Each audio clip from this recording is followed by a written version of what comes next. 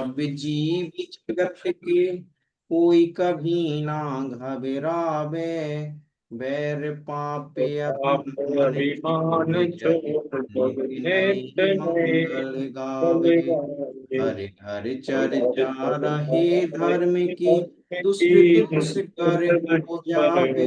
गावे। ज्ञान चरित मान चरित उन्नत करे अपना करे अपना निज जन्म मन फल सब पावे। सब पावे। इसी मंगल भावना के साथ आज के सत्र को आगे बढ़ाने के लिए मैं सम्मानित प्रशिक्षिका अपना स्वयं के लिए आमंत्रित करूंगा। वो है आज के सत्र शैक्षिक मनोविज्ञान एवं बाल विकास को आगे बढ़ाना। मैम आपके लिए हम को होस्ट बना रहा है। जी नीरज जी, नमस्कार। जय जिनेन्द्र, कैसे हैं आप सब? जय जिनेन्द्र, बढ़िया। आप कैसी हैं मैडम? बिल्कुल बढ़िया।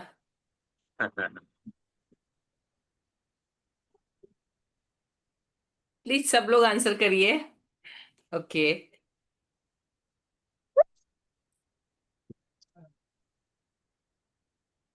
मुझे सब लोगों का एक्टिव पार्टिसिपेशन चाहिए जी। जी, कुछ लोगों के आंसर आ रहे हैं। Thank you. ओके।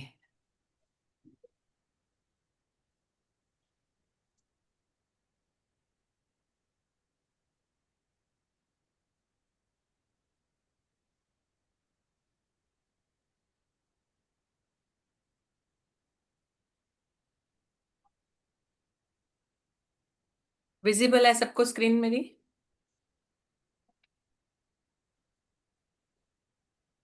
सबको स्क्रीन विजिबल है ना? जी मैम, ओके परफेक्ट। जी। ओके, आज का हमारा टॉपिक शैक्षिक मनोविज्ञान क्या है। आपने ये वर्ड पहले सुना है?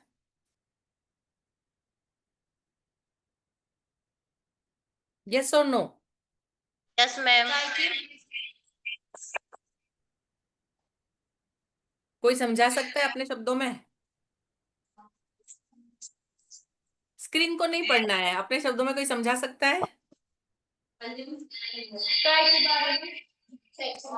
साइकोलॉजी।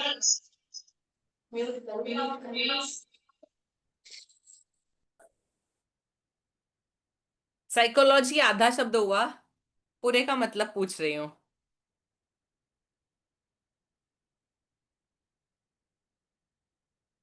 कोई भी प्लीज।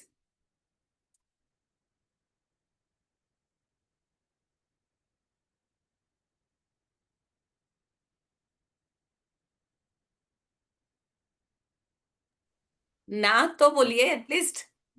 मैं बोलूं मैम कुछ? जी जी जी सर। ज्यादा मुझे अभी उसके बारे में टेक्निकली या थेरेटिकली तो नहीं पता है, लेकिन ये कह सकता हूँ कि शैक्षिक मनोविज्ञान मतलब जो सीखने की या शिक्षण प्रदान करने का जो मनः स्थिति या साइकोलॉजी है वो, जी एवं उससे बच्चों का विकास कैसे संभव है या बच्चों को भी जो सीखने की क्षमता है या जी उनकी सीखने की जो अभिरुचि है उसको जी हम कैसे समझ पाएं और कैसे उनका विकास कर पाएं या जी उनका शिक्षा में डेवलपमेंट कर पाएं, ये जी कुछ इस तरह से रिलेटेड होगा। जी बिल्कुल। जी बिल्कुल, आपने बहुत सही तरीके से समझा है, बिल्कुल सही है। एक्चुअली साइकोलॉजी हर जगह काम करती, वी आर ह्यूमन बींग्स, हम जी इंसान जी है। जी, बोलना हर है। हर रोज इंसानों से डील करते हैं, और हम जिनको सिखा रहे हैं, पढ़ा रहे हैं, हमारा जो काम है ना, हम भविष्य के व्यक्ति, भविष्य के नागरिकों को तैयार कर रहे हैं। तो जब हम उनको पढ़ा रहे हैं तो बेसिकली हमको समझना चाहिए कि एक तो इंसानों का दिमाग कैसे काम करता है, उनके इमोशन कैसे काम करते हैं, है ना। यदि ये सब हमको पता होगा तो हमारे लिए ज्यादा इजी हो जाएगा। और ये एक्चुअली साइकोलॉजी साइंटिफिक होती है, ठीक है।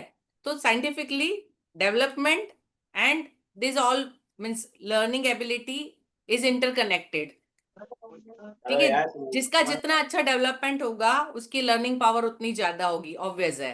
शैक्षिक मनोविज्ञान क्या है? शैक्षिक मनोविज्ञान बताता है कि बच्चे कैसे सीखते हैं। हम इसमें समझेंगे कि बच्चे कैसे सीख रहे हैं, कोई भी चीज को, उनको सीखने का तरीका क्या होता है, लर्निंग एबिलिटीज कैसी होती है बच्चों की, किस चीज पे ध्यान देते हैं ज्यादा, ठीक है, उनकी मानसिक और शारीरिक विकास की प्रक्रिया क्या है, उनकी जो एबिलिटीज बढ़ती है फिजिकल या मेंटल, वो किस तरीके से बढ़ती है, उन्हें कैसे प्रेरित किया जा सकता है, एनकरेजमेंट उनको कैसे मिलेगा, हम उनको कैसे एनकरेज कर सकते हैं आगे करने के लिए, और कक्षा में अनुशासन और पढ़ाई के माहौल को कैसे बेहतर बनाता है। अभी आज के टॉपिक में मैंने दो चीजें, जो ऊपर के दो हैं उसके आंसर्स को लिया है, नीचे के दो तो आगे के हमारे दूसरे टॉपिक्स के साथ आ जाएंगे। लेकिन बेसिकली ये चार चीजें यदि आपको पता है, then you come to know, मतलब शैक्षिक मनोविज्ञान पूरा आपको समझ में आता है। यदि ये चार चीज आप समझते हैं तो आप एक बेस्ट टीचर, अपने क्लास का माहौल पूरा प्रॉपर तरीके से रख सकते हैं, you will become best teacher.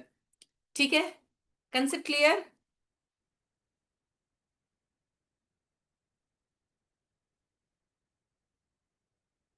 Right side वाला जो आप पिक देख रहे हैं, आपने पिछली बार देखा था, हमने क्या डिस्कस किया था इसके बारे में?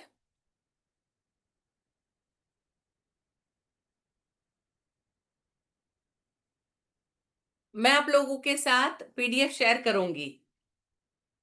आप, एक रिक्वेस्ट है सबसे, जो लिखा हुआ है उसको कॉपी करने के लिए नोटबुक मत यूज कीजिए। व्हेन आई से समथिंग और यदि आपको कुछ लगता है तब आप नोट डाउन करिएगा।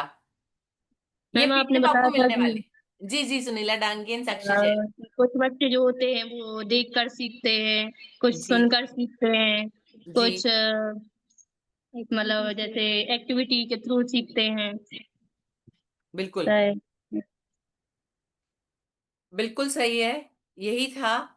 बच्चे कैसे सीखते हैं ये हमने पिछली बार डिस्कस किया था। फिजिकली ये सारी चीजें जो एक्सटर्नल चीजें, हमने वो बातें की थी कि कुछ देख के कुछ सुन के हमारे सेंस ऑर्गन के थ्रू कैसे करते हैं। अभी इसकी कुछ थ्योरीज हैं। मैं आपको स्टार्टिंग में आपको लगेगा थोड़ा सा मैं थ्योरेटिकल बता रही हूँ, लेकिन ये बेसिक कंसेप्ट है। बीइंग अ टीचर, यदि आप इस बेसिक कंसेप्ट को समझते हैं, कई बार क्या होता है, वो बोलते हैं ना कि don't catch a fish for someone, teach them to how to catch. है ना, मछली पकड़ के मत दो, मछली कैसे पकड़ी जाती है वो सिखा दो, तो वो जिंदगी भर इंसान अपने लिए मछली पकड़ सकता है। I am doing that with this theory. जो शुरुआत की थ्योरी है उससे मैं यही कर रही हूँ, ताकि मैं अभी क्या होगा कि कुछ एक चीजें सिर्फ बता दूं, उसको आप कर लो, पर वो कैसे की, क्यों की, वो कैसे काम करती थी, इसको आप समझते हैं तो whole life you can go with that. तो तीन इसके बेसिक थिंग्स है। एक है कॉग्निटिविज्म, जिसको बोलते हैं संज्ञानात्मक सिद्धांत, मतलब कैसे ब्रेन लर्न करता है ना, लर्निंग एबिलिटी ब्रेन में किस तरह से होती है। दूसरा है व्यवहारवाद, बिहेवियरिज्म, जो व्यवहार है उसका असर कैसे होता है, ये सब तरफ से, टीचर का, बच्चों का, सब कुछ, ठीक है। देन रचनावाद, कंस्ट्रक्टिविज्म, किसी भी चीज की का जो बनना होता है, कंस्ट्रक्शन होता है, वो हम मेंटल की बात कर रहे हैं यहाँ पे, लर्निंग के अंदर वो हम एक्चुअली जो बनना, मतलब दिमाग के अंदर कुछ चीजें, जो कुछ सोच हमेशा के लिए बन जाती है ना, इट इज अबाउट दैट। तो हम इसको डिटेल में थोड़ा सा डिस्कस करेंगे। सबसे पहला है cognitivism. Cognitivism is a learning theory that focuses on how information is received. कोई भी चीज आपके दिमाग में, बच्चे के दिमाग में कैसे आती है, कैसे वो उसको लेता है, रिसीव करता है, उसके बाद उसको ऑर्गेनाइज करना। दिमाग के अंदर हर चीज है, जैसे हम बाजार से सामान लाके किसी अलमारी में रखते हैं ना, वैसे हम लोग दिमाग के अंदर भी इंफॉर्मेशन को रखते हैं। हमेशा इंफॉर्मेशन, यदि आपसे थोड़ा सा एक एग्जांपल, क्योंकि मैं जिस रूटीन से बात कर रही हूँ मैं उस हिसाब से आपसे बात करती हूँ। Like, I am housewife also, I am working as a principal also, ठीक है। अभी ये मेरे दो अलग क्षेत्र है, इसके अलावा मेरा अपना फ्रेंड सर्कल है, तो मेरी बहुत सारी मेमोरीज अलग अलग उसमें रखी होती है। जब सामने जैसा व्यक्ति आएगा, मेरा बिहेवियर, मेरी सोच, वो सारा फ्लो उस हिसाब से होता है। आप भी अपने आप की को उस कैटेगरीज में रख के देख सकते हैं, है ना। मैं यदि स्कूल में अपने टेबल पे बैठ के मैं कुछ काम कर रही हूँ, then I will think about school only. मैं उससे रिलेटेड जितनी सारी चीजें, अभी कोई वहां पे आके बैठ के मुझसे कोई रेसिपी डिस्कस करे तो I will not be interested, I will not answer, या मैं उसको शॉर्ट पे कट कर दूंगी। या वो रेसिपी की बात कब होगी, जब वो बच्चे की ग्रोथ के लिए यदि मैं पेरेंट्स से बात कर रही हूँ, then I will go for that, otherwise not. तो एक वो हमारा कंपार्टमेंट बना हुआ है ना। घर के अंदर मैं अपना ऑफिस नहीं लेके आ सकती, मेरे सारी चीजें तो हमने जितनी चीजें इस तरह से कंपार्टमेंट में अपने दिमागों में रखी होती है, तो वैसे ही बच्चा भी जो इन्फॉर्मेशन लेता है, कहाँ से ले रहा है, कब ले रहा है, उसको कैसे यूज करना।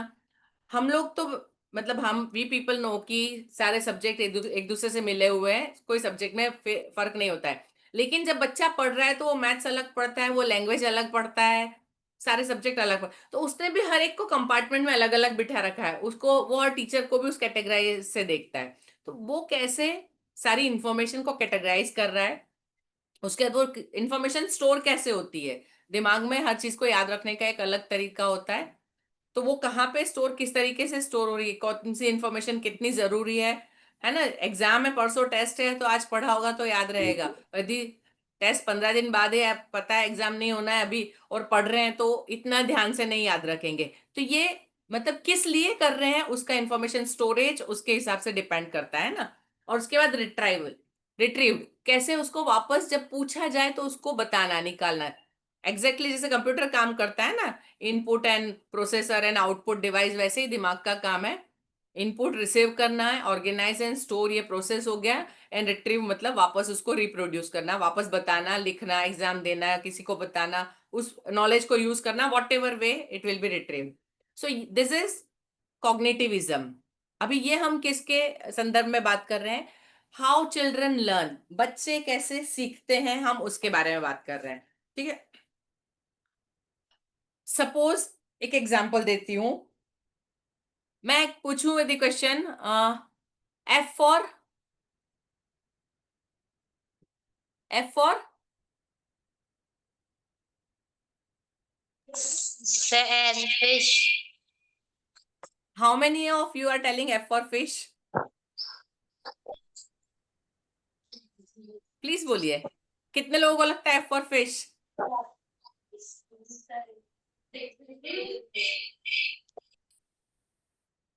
जी, आशीष राय, अभिषेक अस्थि, उनका हैंड रेज है। आप बोलना चाह रहे हैं यस के लिए? हाँ yes ma'am, S for fish, F for friend, otherwise और भी कई हो सकते हैं। वो और भी कई बात में, लेकिन सबसे पहला एफ फॉर फिश दिमाग में आया क्योंकि यस आप और मैम। मैं जब पढ़ते थे तब हमने A for apple, B for ball, C for cat, D for dog, E for elephant, F for fish. मैंने ये पढ़ा है, आपने भी यही पढ़ा है। Yes ma'am. This is how we have received, how we have organised and stored. हमने जो पढ़ा है, देखा है, हम सब ने यही पढ़ा है, क्योंकि हमको जिन्होंने पढ़ा है उनको ये साइकोलॉजी नहीं पता थी। इंफॉर्मेशन जैसे हमने स्टोर किया वैसे ही आप ए फॉर एप्पल, सबसे ए फॉर तो सबके मुंह से एप्पल, एफ फॉर सबके मुंह से फिश, जो कॉमन है वो सबने वही सीखे हुए हैं, तो हम उसी तरह से स्टोर करके रखते हैं, उसी तरह से बाहर निकलता है। ये एक, हम सब लोग भी इसी के अंदर आ गए, मतलब एक उसी डर्रे पे सब लोग चल रहे हैं। लेकिन अब जब आप पढ़ा रहे हैं, अब जब आगे आप पढ़ाएंगे तो आप ऐसे नहीं पढ़ाएंगे। ये मैंने एग्जाम्पल केजी सेक्शन का दिया है, बट सेम थिंग आप लोग, आप जो टॉपिक पढ़ा रहे हैं, आप जो सब्जेक्ट, क्योंकि आपके बहुत सारे अलग अलग सब्जेक्ट है, बहुत सारे अलग अलग, सपोज फ्रैक्शन सिखा रहे हैं, फ्रैक्शन में हम सब यही करते हैं, एक सर्कल बना के उसके 1 पार्ट, 2 पार्ट, 3 पार्ट, 4 पार्ट, ये 1/2, ये 1/3, ये 1/4। M I right? बेसिक यहीं से शुरू होता है, यस और नो? आप में से किसी ने कभी सोचा कि इस फ्रैक्शन को चेंज किया जाए, क्लास में कुछ और करके बताया जाए? हम सब फ्रैक्शन वहीं से शुरू करते हैं, वैसे ही सिखाते हैं। हम इसको एक्टिविटी के थ्रू भी कर सकते हैं, क्लास के अंदर हमने फ्रैक्शन पढ़ाना शुरू किया है, हम किसी भी चीज को ले सकते हैं। आप कुछ भी, आपके पास जो भी अवेलेबल है उससे शुरू करिए, कुछ नया करिए। तो दिस इज, हम लोगों मतलब जो, यदि हमको वो फिक्स माइंडसेट है, बाहर निकलना है, तो हमको थोड़ा सा सोचना पड़ेगा। होल नंबर्स, मैथ्स के टीचर कौन है?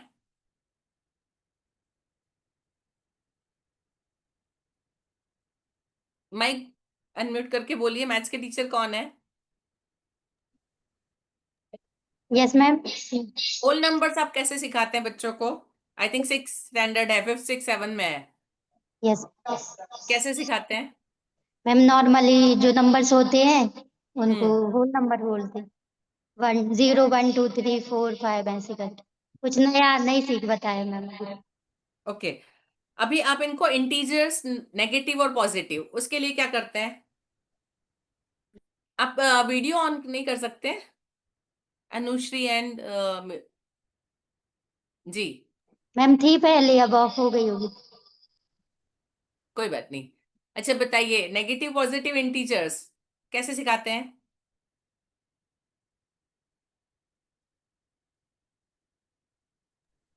बोलिए, सभी लोग बोले, उसमें कोई भी बोले जो आपको समझ में आता है वो बोलिए, सही गलत की परवाह नहीं करें।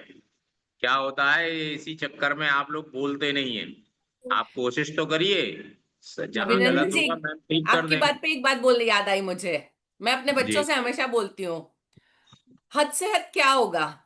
कोई बोलेगा, आपके साथ जो बैठे हैं, दो चीजें हो सकती है। या तो वो इंसान आपसे बहुत ज्यादा बुद्धिमान है, तो यदि आप गलत कर रहे हैं तो वो बुद्धिमान से सीखने का मौका मिलेगा। दूसरी चीज, या तो वो आपसे बेवकूफ है, तो फिर आपको डरने की जरूरत नहीं, आप उससे होशियार है। जी। यस और नो? जी। मैम, मैं जी बताना चाहती हूँ। जी जी अनुराधा जी। हाँ, जब सेंटर में 0 लिख देते हैं और राइट साइड में 1 से लेके प्लस, मतलब पॉजिटिव नंबर लिखेंगे, और जी लेफ्ट साइड में माइनस वाले लिखते हैं, नेगेटिव नंबर लिख देते हैं। जी बिल्कुल इससे सही है। बच्चों को लेकिन इसका सेंटर में बच्चों को, वेरी गुड, लेकिन इसका बच्चों को लाइफ में क्या यूज, वो कैसे समझेंगे इसको? उनके दिमाग में तो ये कंसेप्ट है कि एक नंबर लाइन बनती है, बीच में 0 होता है, राइट साइड के पॉजिटिव, लेफ्ट साइड के नेगेटिव। प्रैक्टिकल यूज, इसको प्रैक्टिकली आपको यदि एग्जांपल देना है कि ये कैसे होता है, तो आप कैसे बताएंगे? Can you give practical example of the same thing? नहीं, मैम ये नहीं पता। कोई भी कोशिश करेगा? मैम हम लोग उनको बता सकते हैं कि कोई भी चीज जैसे कि जोड़ने घटाने से संबंधित, जैसे आपके पास इतने पैसे हैं और आपके पास में किसी ने ले लिए हैं, या फिर आपको किसी ने पैसे दे दिए हैं, तो आप कितने मतलब बढ़ जाएंगे या कितने कम जाएंगे, इस तरीके से। Very nice. आपका नाम क्या है? आशीष या अभिषेक? आशीष राय। आशीष राय ma'am. Very good Ashish ji, बिल्कुल सही बताया। अभी थोड़ा सा और डिटेल में उन्होंने तरीका बिल्कुल सही बताया। मैं आपको सपोज मुझे अभी सामने सुनीला जी और साक्षी जी दिख रही है, ये दोनों फ्रेंड्स हैं, ठीक है? दोनों साथ में घूमते फिरते हैं, कभी खर्चा करना हो तो कोई से एक ने पैसा निकाल दिया, कभी किसी दूसरे ने निकाल दिया, फिर बाद में हिसाब कर लेते हैं, अभी तू दे दे, मैं बाद में तुझे दे दूंगी। यहाँ पे सपोज दोनों साथ में गए, एक के पास 10 रुपए थे, उसको कोई चीज आई, पसंद आई 15 रुपए की, है ना? साक्षी जी को पसंद आ गई, तो सुनीला जी बोलती ले 5 रुपए तू ले ले, खरीद ले, मैं दे देती हूँ, मुझे बाद में दे देना। अभी उसने खर्चा कितने का किया? 15 का। थे कितने उसके पास? 10। तो कहाँ चली गई अब वो? -5 में, राइट? Yes same ma'am. इसके आगे जाए, कभी इससे उल्टा हुआ, तो इधर से उधर हुआ, तो वो 5 की जगह उसको 10 दे गए, पिछले 5 बाकी थे, ये हो गए। चलता है ये हिसाब? करते हैं हम? यस मैम, यही करते हैं। करते हैं ना, यही करते हैं। यस। Everybody agree? यस और नो? पर यस मैम। हम लोग कभी इस तरीके से सोचते नहीं है, बच्चों को समझाते नहीं है कि इसका ये यूज है। M I right? इतनी चीज समझनी है हमको। हम जो पढ़ा रहे हैं ना, उसको किताब से निकाल के प्रैक्टिकल लाइफ में उसको कैसे लाएंगे और बच्चों को ये कंसेप्ट कैसे देंगे, है ना? अभी जब आप इस तरह से कोई एग्जाम्पल दे के बच्चे को दिखाएंगे, तो सारी जिंदगी उसके दिमाग में रहेगा। अभी का एग्जाम्पल लूं तो जैसे अभी मैंने जो नाम लिए, जो एग्जाम्पल दिए, अभी आपने जो ये चीज सीखी, आपने रिसीव कैसे की? थ्रू एग्जाम्पल की, आपके दिमाग में ऑर्गेनाइज हो गया है। एक बेसिक कंसेप्ट को किसी एग्जाम्पल के साथ कैसे करना आपने स्टोर कर लिया है। नेक्स्ट टाइम जब आप अपनी क्लास में, स्कूल में कहीं होंगे, इससे रिलेटेड कोई बात आएगी, ये आपके दिमाग में वापस बात कौन देगी? वापस आएगा, रिट्रीव होगा आपके दिमाग में। जब आप स्पेशली सुनीला जी और साक्षी जी, आप जब कहीं जाएंगे और एक दूसरे को पैसे देंगे, तो मुझे जरूर याद करेंगे, तय है। मैम, और ऐसा हुआ भी है हमारी फ्रेंड के साथ में और हमारे। होता है, नॉर्मल है, बड़ी नॉर्मल चीज है, बिल्कुल सही है ना? तो this is concept of cognitivism with example I have explained. सबको क्लियर है? Yes this is the ma'am. Way to give the concept of anything. ये कॉग्निटिविज्म होता है जब आप किसी चीज की कंसेप्ट देते हैं। तो एक और जो केजी में मैंने एग्जांपल दिया था, बट मैं आप लोगों के साथ डिस्कस करना चाहूंगी, क्योंकि थर्ड फोर्थ के टीचर भी हैं, आप लोग भी, मतलब वो मैथ्स का एग्जांपल दिया था, जैसे हम केजी सेक्शन में 1 से 100 के स्पेलिंग सिखाते हैं, तो कैसे सिखाते हैं, कोई मुझे बताएगा, किसी को आइडिया है 1 से 100 के स्पेलिंग किस तरीके से हम प्रोसीड करते हैं सिखाने के लिए? प्लीज कोई भी। मैम जी मैं बोल सकता हूँ? जी जी जी। मैम 1 से पहले हम लोग 1 से उनको 20 तक की स्पेलिंग सिखाते हैं, या हाँ मतलब नंबर नेम सिखाते हैं 1 से लेके जी 10 तक की सिखा देते, और फिर उसके बाद 10 से लेके 11 से लेके 20 तक की सिखाते, फिर उसके अकॉर्डिंग ही वो बढ़ती जाती है। फिर कैसे बढ़ते हैं आगे? जैसे मैम 20 है तो 20 के बाद में 1 आएगा तो 21 हो जाएगा, सेम ही स्पेलिंग रहती है मतलब उसके ऊपर।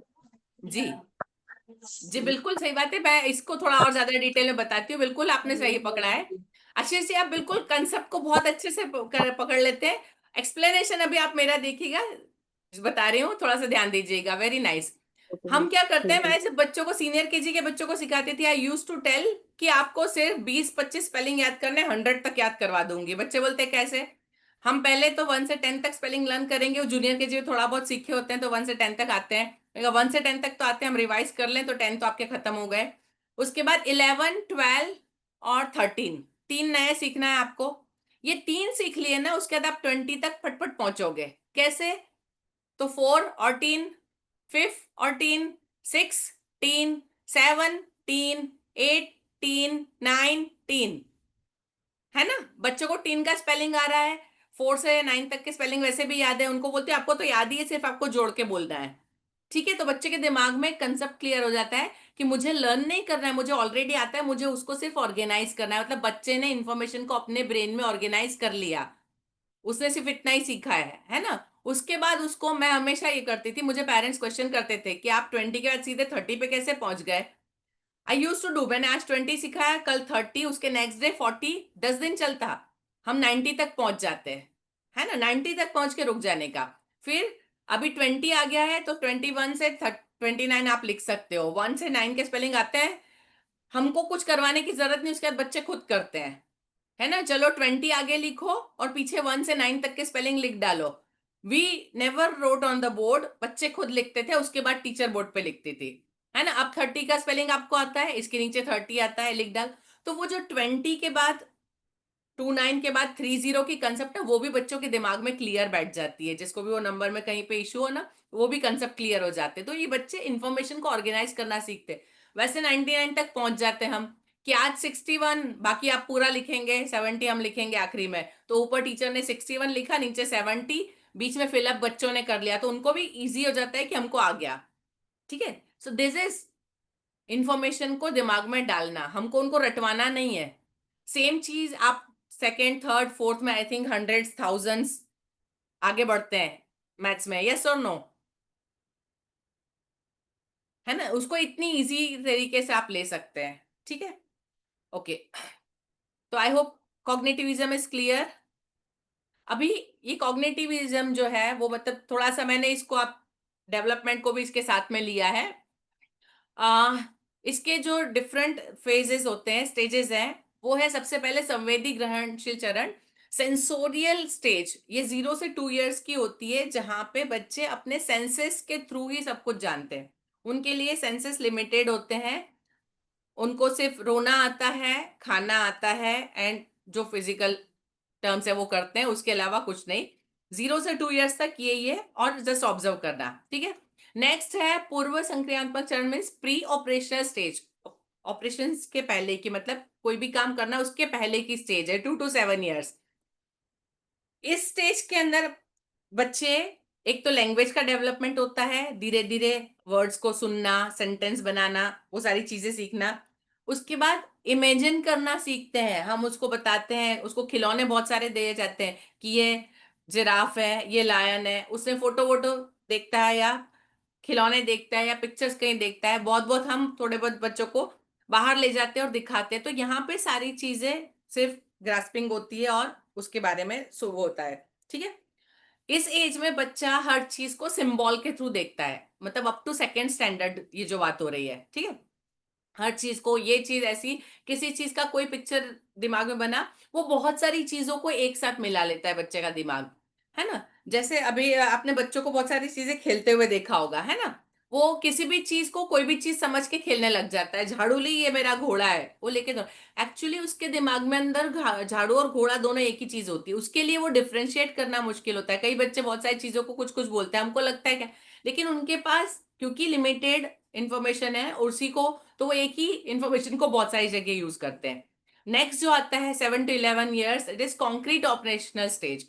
यहाँ बच्चों के दिमाग में हर चीज के लिए ठोस वो बन जाता है, प्लस वो कॉन्क्रीट जितनी चीजें अपने सामने जो फिजिकली चीजें देखते हैं समझते हैं उसी को सही मानते हैं। आप उनको कोई बात करें, कुछ हवा में बताए, अब स्टोरी उनको सुना है तो स्टोरी वही सुनेंगे, इंटरेस्ट लेंगे या समझेंगे जो चीज उन्होंने पहले से देखी है। जिस चीज के बारे में देखा नहीं है उसके लिए सोच नहीं सकते हैं। हम मोस्टली बच्चों के जितने कार्टून बनते हैं उसमें बहुत सारी अजीब अजीब चीजें बहुत कम लाइनों में, बहुत कैची कलर में, कुछ कुछ चीजें। कार्टून क्यों अलग होते हैं, आपको यदि वो ड्रॉ करना है तो, है ना, सिंपल बेसिक 3-4 कलर ले लिए, सब उसी में आ जाता है, क्योंकि बच्चों की थिंकिंग लिमिटेशन वहां तक की है। ठीक है, तो यहाँ पे वो लोग 2 to 7 years में जो कॉन्क्रीट चीजें हैं, अभी यहाँ पे थोड़ा सा वो लोग तर्क करना सीखते हैं, लॉजिक सीखते हैं यहाँ पे। एक मेरा क्वेश्चन, आप में से कितने लोगों के दिमाग में ये बात आई थी जब आपने गलती से कोई सीड निगल लिया, मेरे पेट में पौधा उगेगा?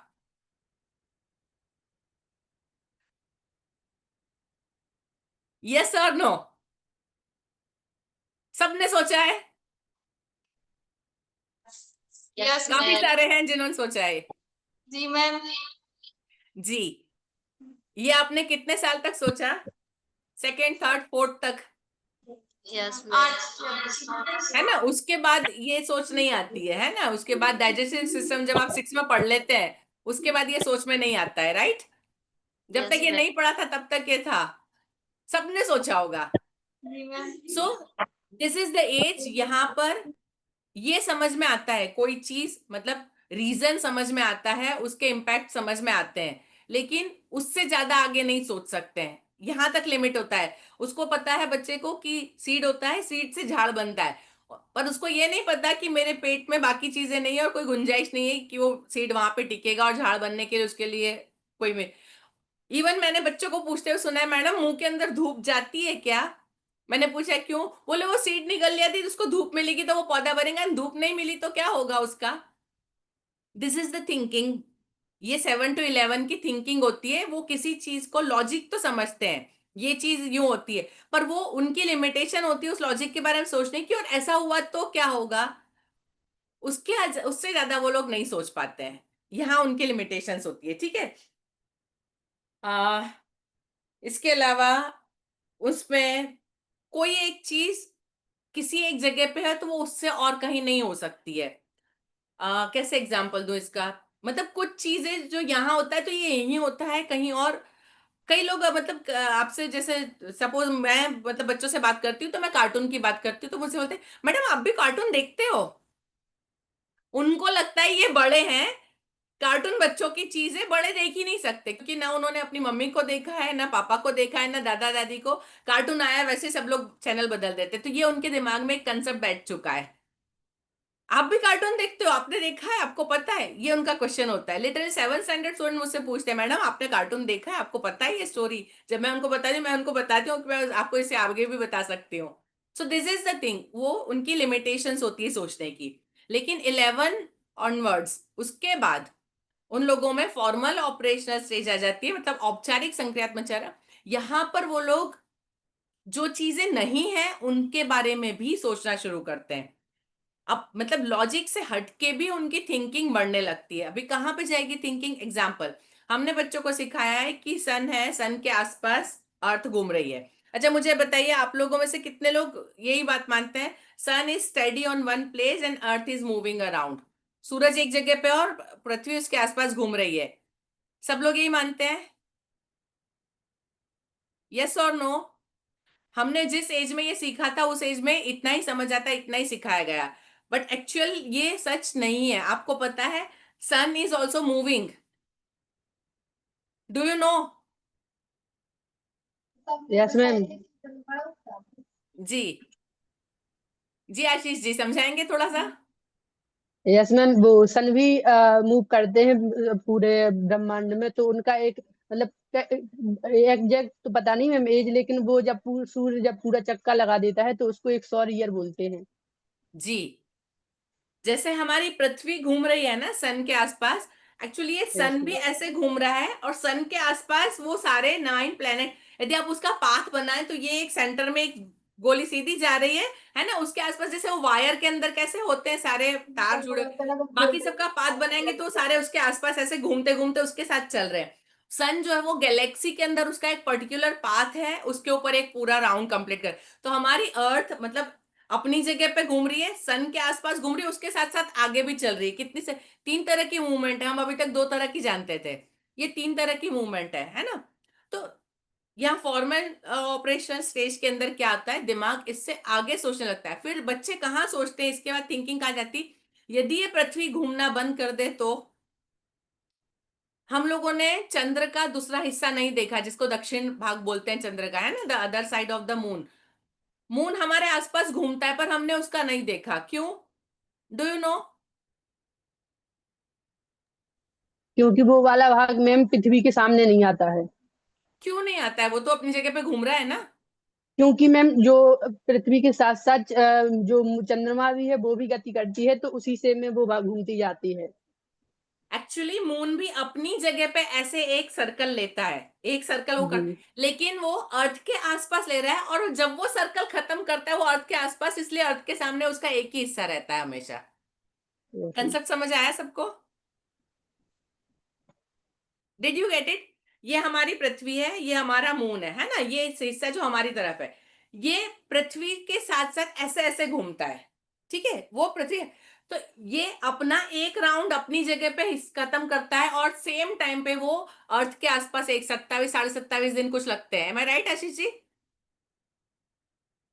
यस तो मैम। ये दोनों चीजें सेम टाइम पे होती, ये भी अपनी जगह पे घूम रहा है, लेकिन जब उसका पीछे का हिस्सा है तब तक उसकी जगह बदल जाती है पृथ्वी के आसपास, इसलिए हमको उसका पीछे का हिस्सा कभी दिखता ही नहीं। तो ये हमारी पृथ्वी, ये सन ऐसे घूम के ऐसे, ये मून ऐसे आया, तो हमको मून का एक ही फेस हमेशा दिखता है, पिछला हिस्सा नहीं दिखाई देता है, ठीक है। अभी काफी आप में से काफी सारे लोगों की ये कंसेप्ट आज क्लियर हुई होगी शायद, एम आई राइट? सो क्यों? क्योंकि आपने भी जिन टीचर से पढ़ा है, उन्होंने किताब में जो लिखा था, जो लिमिटेड थिंकिंग से था वो पढ़ा, ये ऐसा ही होता है वो आपको बताया।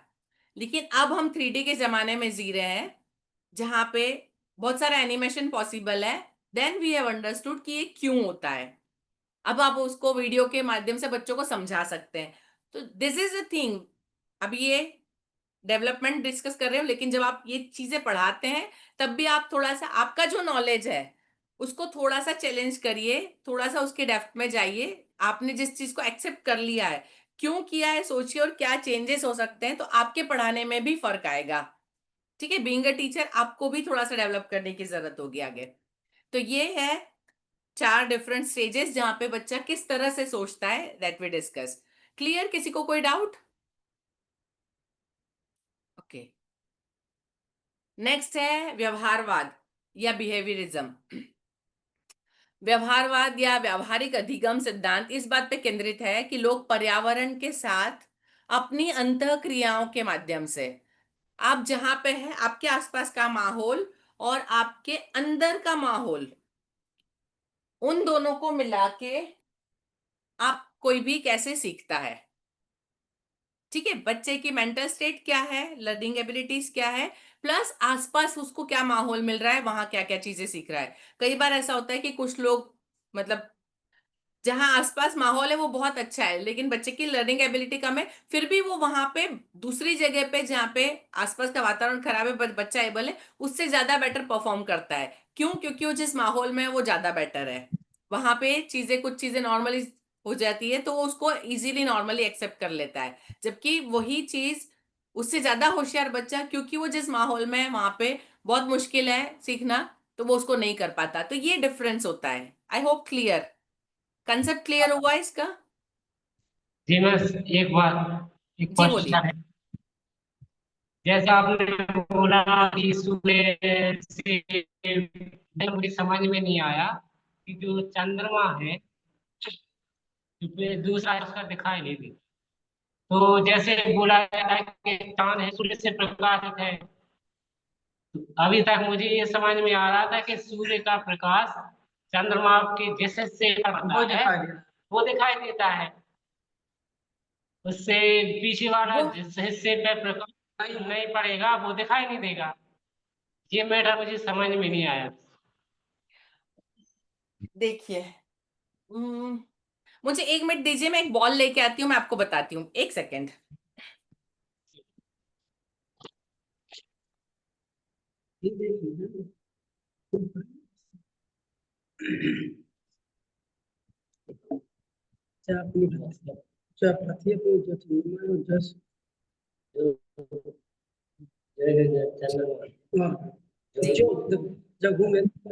ये चंद्रमा है, ठीक है।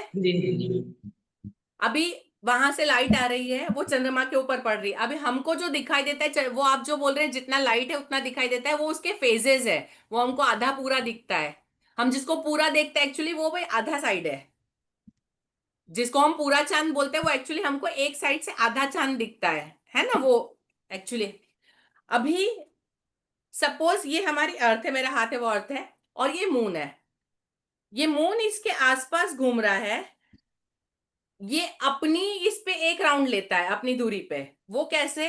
इसके साथ में ये यहां से शुरू हुआ, ये साइड सामने है, ये ऐसे घूम के इधर आया, मतलब इसने अपना एक राउंड लिया लेकिन उसके साथ साथ पृथ्वी का राउंड लिया। तो पृथ्वी पे हमेशा वही चीज सामने दिख रही है। इसने एक चक्कर और इसका पृथ्वी के आसपास का एक चक्कर और अपनी दूरी पे एक चक्कर, दोनों साथ में है, इसलिए इसके साथ साथ ये ऐसे घूमता है। अभी क्लियर है? और वो जो आप बोल रहे हैं ये लाइट, तो वो तो क्लियर। सूरज से लाइट आती है, वो धरती पे से हमको कितना दिखाई देता है चांद, हम ये धरती पे किस हिस्से पे है और तब कितना दिखाई देगा। सूरज, उसकी पृथ्वी की परछाई कितनी गिर रही है, उस पे वो फेजेस ऑफ मून डिपेंड करता है। I try my best. मुझे इसके वीडियोस जो होते हैं मिलते हैं, मैं इसकी लिंक शेयर करूंगी ग्रुप में, आप उसको डिटेल में स्टडी करिएगा। इसके अलावा यदि कोई मुझे मतलब ऐसे मिलते हैं यूट्यूब वगैरह पे, मैं आपको बताऊंगी। मैंने ये कुछ इंस्टा पे देखे हुए हैं, एनिमेशन भी है, आई विल शेयर, ठीक है। मतलब आज बहुत सारी कंसेप्ट आप लोगों के दिमाग की मैंने हिला दी है। सन और मून वाला, ये जो सन के साथ सोलर सिस्टम चलता है, इसका तो बहुत अच्छा वीडियो है, उसकी तो लिंक मैं अभी तुरंत शेयर करूंगी, वो मेरे पास सेव है। और ये जो मून वाला आपको बता रही हूँ सेम फेस, उसकी मैं ढूंढ के आपको शेयर करूंगी, ठीक है। एक्चुअली ये एग्जाम्पल थे, हम लोग साइंस पे आ गए। बिहेवियरिज्म पढ़ते हैं। चलिए, आ इसमें 3 तरीके होते हैं बिहेवियरिज्म में: क्लासिकल कंडीशनिंग, शास्त्रीय अनुकूलन। इसके अंदर क्या आता है, जैसे आपने मतलब एग्जाम्पल जो इसका टेस्ट हुआ था पहला, किसी इंसान ने मतलब ऑब्जर्व किया था कि एक कुत्ते को खाना देते, तो वो खाना देख के उसके मुंह में लार आती है ना। हम लोगों के साथ भी होता है, आपके सामने बैठ के कोई इमली खाए और आप शर्त लगा लो आपके मुंह में पानी ना आए, बता देना। डेफिनेटली ये होगा, है ना, क्योंकि हमारे जो रिसेप्टर्स दिमाग के अंदर जो होता है वो उससे रिलेटेड होते हैं, तो वो बॉडी अपने आप काम करना शुरू कर देता है। मुंह में पानी मतलब जो लार आना बोलते हैं, वो क्यों आती है? जो साइंस पढ़े हैं कि वो खाने का डाइजेस्टिव जूसेस है, वो बॉडी उसको सेक्रेट करता है ताकि मुंह में जब खाना आता है तो उसको डाइजेस्ट कर सके, है ना। ये बेसिकली ये एक कंडीशन होती है जो बॉडी के साथ बनी हुई है। मतलब खाना दिखा तो वो अपने आप ये मेंटल और फिजिकल दोनों मिलके काम करना शुरू कर देते हैं। लेकिन ये चीजें मोस्टली मेंटल ज्यादा होती है। किसी कुत्ते को खाना दो और उसको घंटी बजाओ, 2 दिन, 5 दिन, 10 दिन, 2 हफ्ते कर लिया, देन जब नेक्स्ट टाइम फिर से घंटी बजेगी तो उसके मुंह में अपने आप लार आएगी, क्योंकि उसको वो चीज दोनों को रिलेट कर लेता है। इन दोनों में आपस में कोई रिलेशन नहीं, लेकिन वो दोनों को रिलेट कर लेता है। This is behaviourism. किसी चीज को देख के कैसे व्यवहार बदलता है। बाहर का वातावरण, घंटी बजती है, उसके अंदर का वातावरण, मुंह में से डाइजेस्टिव जूसेस सेक्रेट होना शुरू होते हैं, है ना। ये दोनों मिल गया, दिस इज द थिंग। अभी कंसेप्ट क्लियर है बिहेवियरिज्म क्या होता है और कैसे काम करता है? तो क्लासिकल कंडीशनिंग, किसी एक के साथ कोई दूसरी चीज जोड़ना, हमारे दिमाग की और बाहर के वातावरण की। Second is operant conditioning. Operant conditioning मतलब क्या? यहाँ पे हम लोग कुछ शर्तें रखते हैं, है ना, जनरली हम सब करते हैं। बच्चे ने नहीं लिखा, तुझे प्रिंसिपल के पास ले जाऊंगी। अभी वहां आपने क्या कर दिया, उसके दिमाग में एक डर बैठा दिया और प्रिंसिपल की एक इमेज बना दी कि प्रिंसिपल स्ट्रिक्ट होते हैं, वो जो बोलते हैं वो करना होता है। पर वहां पे सेम टाइम आपने अपनी इमेज कम कर दी कि टीचर बोले वो नहीं सुनेंगे तो चलेगा, प्रिंसिपल की सुननी पड़ेगी। This is operate conditioning. हम बच्चे को बोलती मम्मी आने दे, तेरे पापा को बताती हूँ तुझे, मतलब मम्मी की कीमत नहीं, मम्मी कुछ भी बोले बच्चा नहीं सुनेगा तो चलेगा। दिस इज, हम लोग ये करते हैं किसी एक चीज के साथ किसी दूसरी चीज को करना। ये नहीं किया तो डांट पड़ेगी, ये किया। एक्चुअली ये होता है, इसको हम थोड़ा बहुत यूज कर सकते हैं, इसको बहुत ज्यादा गलत वे में नहीं ले जाना चाहिए, बट इसको हम करते हैं। अच्छा लिखा तो हमने स्टार दिया, गलत लिखा रेड सर्कल मार के 5 बार लिख के लाओ, करते हैं। This is behaviourism we are using in our class. करते हैं आप लोग? यस और नो? Yes ma'am. जी। सो ये होता है ऑपरेंट कंडीशनिंग, स्फुर्त अनुकूलन जिसको बोलते हैं। थर्ड आता है बिहेवियरिज्म की थर्ड स्टेज है, दैट इज ऑब्जर्वेशनल लर्निंग या आलोकनात्मक अधिगम, जहां पे बच्चा देख के ऑब्जर्व करके सीखता है। ये स्टेज मोस्टली ज्यादा होती है, इससे ज्यादा सीखते हैं, लेकिन हम लोग हमेशा सेकंड पे काम करते हैं, थर्ड पे नहीं आते हैं। पर थर्ड स्टेज जो है वो ज्यादा इम्पैक्टफुल है, वो ज्यादा काम करती है। ठीक है, जो बच्चा देखता है, उसने, आपने कभी कुछ किया, उसने आपको ऑब्जर्व किया, नेक्स्ट टाइम जब ऐसी कोई बात होगी, आपने कुछ बोला नहीं है, उसने कुछ डिस्कस नहीं किया, लेकिन जब वो कंडीशन आएगी, क्योंकि उसके दिमाग में है, again he will do that. बिना बोले बच्चा सीखता है वो चीज। कभी कोई क्वेश्चन होता है, कोई बात होती है, कोई काम होता है, कोई भी चीज होती है ना, तो ये बच्चा जो ऑब्जर्वेशन से सीखता है वो ज्यादा लंबे समय के लिए होता है। हर चीज को वो लोग बच्चे नोटिस करते हैं, आपने ये सिखाया था वैसा किया था, है ना, एक से दूसरी चीज कैसे कनेक्ट होती है। सो ये है बिहेवियरिज्म। मैं ज्यादा डिटेल में नहीं, आगे हम एग्जाम्पल में कर लेंगे। अभी ये इसके साथ में रिलेटेड है सोशल एंड इमोशनल डेवलपमेंट। जो अंदर की बात जिसको हमने कही, मतलब बच्चे के अपने इमोशन, अपनी थिंकिंग, है ना। सो उसका डेवलपमेंट कैसे होता है? 0 से 1 ईयर होता है बच्चे का नोटिसिंग इमोशन, वो अपने इमोशन को नोट करता है ना। वो हंस रहा है, हम उससे कैसा बिहेव करते हैं, वो रो रहा है तो हम कैसा बिहेव करते हैं ना। बच्चों क्या होते हैं, बहुत रोते हैं तो मम्मी उठा लेती है उसको चुप करने के, उसको समझ में आ जाती है कि मैंने रोया मतलब मुझे जो चाहिए वो मिलेगा। ये बच्चा सीखता है नोटिस करके। यदि आप बच्चों के साथ डील कर रहे हैं और इन चीजों के साथ यदि आप खेल सकते हैं, तो आप बच्चों को बहुत अच्छे से कंट्रोल कर सकते हैं। एक बार उसने किया, आपको क्या करवाना है, आप भी अपनी उस पर अड़ जाइए, तो नेक्स्ट टाइम वो इसको नोट कर लेगा कि ये ऐसा किया, लेकिन ये मैम तो ऐसे नहीं करते हैं, यहाँ ये नहीं चलेगा, ये दाल नहीं गलने वाली, उनको भी ये चीज नोट होती है। ठीक है, तो आप इसको यूज करिए। सेकंड है एक्सप्रेसिंग इमोशन, 1 से 3 साल तक होती है, वहां पे बच्चे अपने इमोशन एक्सप्रेस करना सीख जाता है। उससे छोटा बच्चा कभी भी बैठ के सोते सोते भी हंसता है, रोता है, उसके इमोशन अपने आप चलते, उसके कंट्रोल नहीं। उसके बाद बच्चा एक्सप्रेस करना सीख जाता है, आपने उसको टॉफी दी, वो स्माइल देगा, उसको पता है कि मैं स्माइल दूंगा मतलब सामने वाला को अच्छा लगता है। उसको रोने हंसने का फर्क नहीं पता है, लेकिन वो एक्सपीरियंस से ये सारी चीजें सीखता है। 3 to 5 years में मैनेज करना सीख जाता है अपने इमोशन को, उसको कब हंसना है, उसको कब रोना है, उसको पता होता है ना। जमीन पे लेट के पैर पटक के मैंने चीज मांगी तो मुझे मिलने वाली, क्यों? क्योंकि मम्मी को सबके सामने ये बुरा लगता है ना। क्लास के अंदर मैडम बोल रहे पेट दर्द करके मैं यदि नीचे बैठ गया तो मैम घबरा जाएगी और मुझे छोड़ देगी, तो ऑफिस में बिठा देगी, घर फोन कर देगी। बच्चे के दिमाग में ये होता है, आज उसको नहीं पढ़ना, वो कौन चेक करेगा कि कितना पेट दर्द हो रहा है, कैसे पता चलेगा। मैं इस कंडीशन में क्या करती हूँ, मैं उसको बोलती हूँ ठीक है, अच्छा आप इंजेक्शन लोगे या आप दवाई लोगे?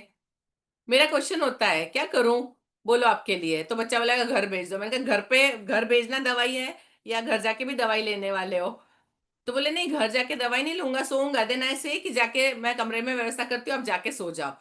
उसको पता चलना चाहिए कि मैंने जो सोचा है कि ये होगा वो नहीं होगा। हाउ टू चेंज, यदि आपको पता है उनकी साइकोलॉजी तो आप उसको चेंज कर सकते हैं। ठीक है, तो how to 3 to 5 manage emotion. और इसके बाद मतलब इमोशन मैनेज करना आ गया तो हम सोचते हैं, कई लोग इस स्टेज से ऊपर नहीं बढ़ पाते हैं, कई बच्चे, कई लोग, इवन हम बड़े लोगों से भी डील करते हैं, they are not able to manage the emotions, उससे ऊपर कई होते हैं। ठीक है, सडनली हाउ टू चेंज।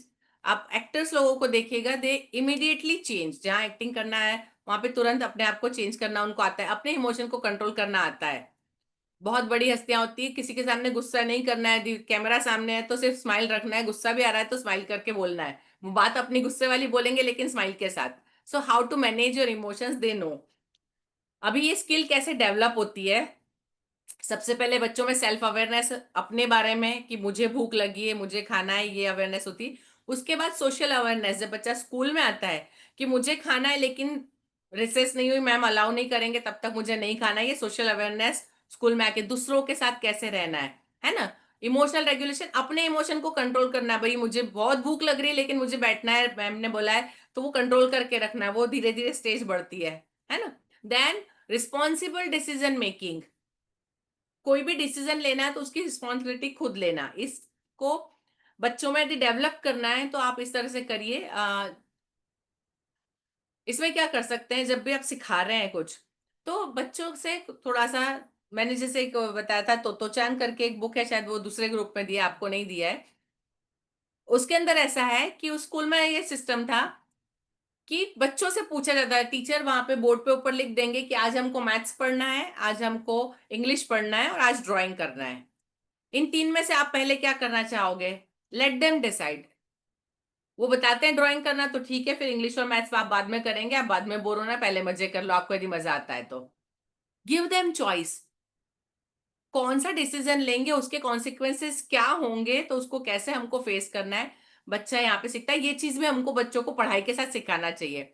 मैं जाती हूँ, मैं पूछती हूँ, अच्छा इसके क्वेश्चन आंसर हैं और थोड़ा सा एक्सप्लेनेशन बाकी है, मैं क्या करूं? तो मेरे बच्चे बोलते हैं, मैम आप क्वेश्चन आंसर लिखा दो, हम एक्सप्लेनेशन बाद में करना है, या आप एक्सप्लेनेशन कर दो। फिर ठीक है, मैं आज एक्सप्लेनेशन कर देती हूँ, क्वेश्चन आंसर के मैं टिक करवा देती हूँ, इतना घर से लिख लेना। देन दे बिकम रेडी, मतलब होमवर्क रेडी करने के लिए मैंने उनको रेडी कर लिया अपनी बात से। मैंने उनको नहीं बोला कि मैं आज आपको होमवर्क देने वाली हूँ, आई गेव देम चॉइस कि मैं एक्सप्लेन करूँ या होम क्वेश्चन आंसर लिखवा लूँ, तो उन्होंने चूज किया था कि हम समझेंगे, एक्सप्लेन कर दो, तो मैंने होमवर्क दिया है। This is the trick you should use with the students. उनसे क्या करवाना है, उनकी चॉइस से, तो उनको चॉइस देना ताकि वो वही चूज करे जो आप चाहते हैं। ठीक है, थोड़ा सा बच्चों के साथ ये खेलना, and this will teach them how to take decision. ये उनको सिखाता है कि डिसीजन कैसे लेना, और सही डिसीजन या गलत तो नेक्स्ट टाइम वो याद रखेंगे कि अभी हमको ये नहीं करना है। देन रिलेशन बिल्डिंग, कोई भी डिसीजन बच्चा लेता है, किसी के साथ, फ्रेंड्स के साथ बैठ के खाना है, उसके साथ खेलना है, नहीं खेलना है, इस फ्रेंड को छोड़ के उस फ्रेंड के साथ खेलना है ना, एक नोटबुक है उसको देना है, उसको देना है, अपनी चीज शेयर करना है, हर चीज में वो बच्चा छोटे छोटे डिसीजन लेता है। उस डिसीजन से उसके रिलेशंस बनते हैं।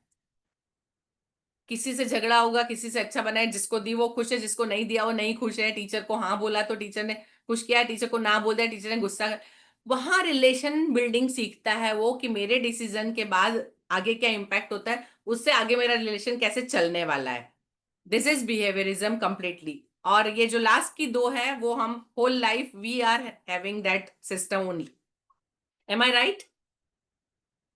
हम सब इसी सिस्टम पे चलते हैं, हमारी सारी चीज में, वो फिर घर में हो, प्रोफेशनल हो, कहीं पे भी हो, we are going with this only. Next है रचनावाद, कंस्ट्रक्टिविज्म। रचनावाद, इसके अंदर इसका कंसेप्ट ये है बेसिकली कि जो सीखने वाले बच्चे होते हैं वो सिर्फ पैसिवली बैठ के सीखते नहीं है, जबकि वो अपने दिमाग के अंदर नॉलेज खुद बनाते हैं। सपोज मैं अभी आपको आज बहुत सारी बात बता रही हूं, मैंने कुछ एग्जांपल्स दिए, कुछ चीजें सिर्फ मैंने सुन, आपने अभी अपने दिमाग में अपनी क्लास में वो सारी चीजें इमेजिन की, यस और नो? मैंने कुछ कुछ एग्जांपल दिए, मैंने कहा ये करना चाहिए, ये नहीं करना चाहिए, ऐसे डील करना चाहिए, आपके अपने दिमाग में भी कुछ एक बन गया, इस क्लास में मुझे ऐसा करना है, उस क्लास में मुझे ऐसा करना है, आपने सोचा, सोचा ना? यस और no? Yes ma'am. Yes ma'am. Yes ma'am.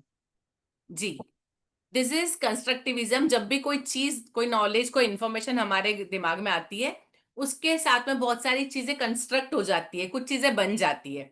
इसके दो एग्जाम्पल हैं। दो उसके मतलब प्रक्रियाएं, प्रोसेस है। एक है आत्मसातीकरण। इसमें क्या होता है, ऑलरेडी कुछ एग्जिस्टिंग है, हम उसी में सब चीजें संभाल लेते हैं। मैं एग्जांपल देती हूँ। मैं एग्जांपल दे रही हूँ, आपने मैटर पढ़ा होगा, सॉलिड, लिक्विड, गैस, है ना। बर्फ होता है, बर्फ को टेम्परेचर दिया जाए तो वो पानी बनता है, पानी को और टेम्परेचर मिले तो वो वेपर बनता है। तो हमने एक सीख लिया कि कोई भी चीज सॉलिड से लिक्विड होती है, लिक्विड से गैस बनती है, राइट। ये कंसेप्ट है। दिस इज आत्मसातीकरण। हम हर चीज को कि हमने वो किया, ये भी पहले पिघलेगा, उसके बाद ये हवा होगा, ये भी पिघलेगी, फिर वो चीज हवा होगी। ये एक चीज हम बिठा लेते हैं दिमाग में, ये आत्मसात। उसके बाद है समायोजन। उसके अंदर चेंजेस कहाँ पे आते हैं, ऑलरेडी एक इंफॉर्मेशन एग्जिस्ट करते हैं, लेकिन कोई दूसरी इंफॉर्मेशन आ जाए, उसको और इसको रिलेट करके फिर इसके साथ ये भी ऑप्शन हो सकता है। इसी सेम एग्जांपल को लूंगी। आपने बच्चों को ये सिखा दिया, हम ऑलमोस्ट 4th 5th स्टैंडर्ड से ये सिखा देते हैं, बट 8 9 10th में आके उनको पता चलता है कि कुछ सब्सटेंस ऐसे भी है जो डायरेक्ट सॉलिड से गैस बनते हैं। एग्जाम्पल, कपूर, कपूर मैम। कपूर, है ना, डायरेक्ट सॉलिड से गैस में कन्वर्ट होता है, कपूर है। तो यहाँ पे ये एक चीज नहीं, तो ये समायोजन, ये ब्रेन काम करता है, ये कंस्ट्रक्टिविज्म में चेंज है। कुछ चीजें, एक सिंपल एग्जाम बिहेवियर का देती हूँ। दोस्त होते हैं, दोस्त लोग हमेशा हेल्पिंग होते हैं, अच्छे होते हैं, ठीक है। दोस्त उसी को बोलते हैं जो आपके साथ बहुत अच्छे से रहता है, बहुत अच्छे से हेल्प करता है। ये आपकी जो समझ है, ये चलती है स्कूल से, कॉलेज से, है ना, नया नया जॉब ज्वाइन किया तब तक। लेकिन जहां कहीं ऑफिस के माहौल में, मैं हमारे स्कूल की बात नहीं कर रही हूँ, मैं एक जनरल कॉर्पोरेट वर्ल्ड की बात कर रही हूँ, वहां पे आते हैं जहां पे वो लोग, तब उनके साथ ये कंसेप्ट चेंज हो जाती है।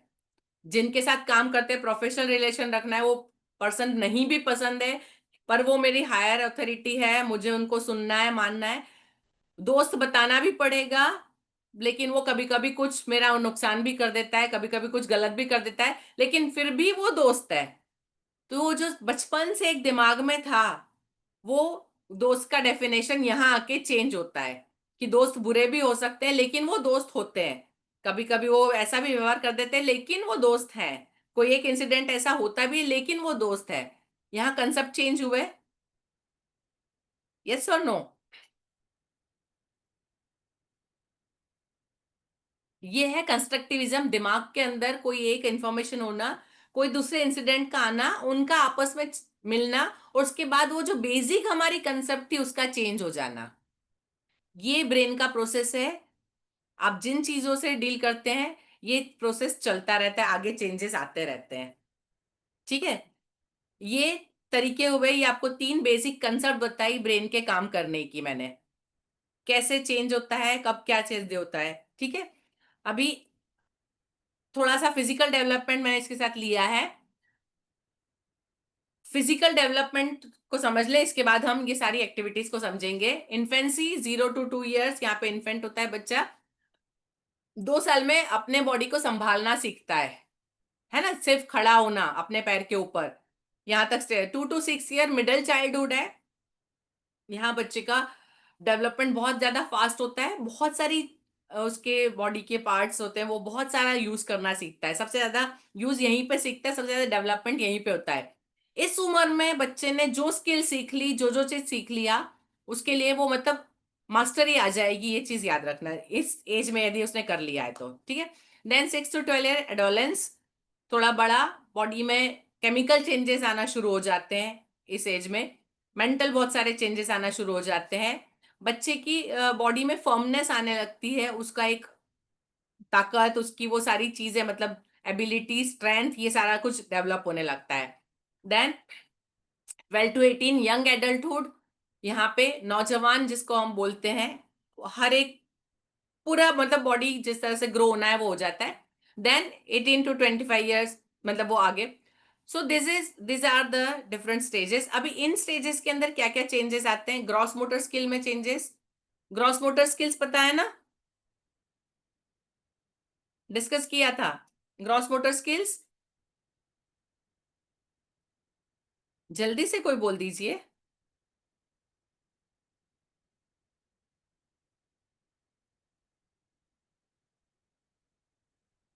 कोई तो बोलिए।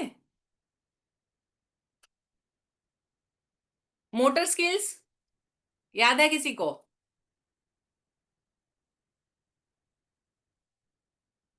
किसी को नहीं? आपस में बात कर रहे हैं सब लोग, लेकिन कोई माइक पे नहीं, ओपनली नहीं बोल रहा है। निकिता सोनी एंड मानसी जैन जी, आपको पता है शायद ये।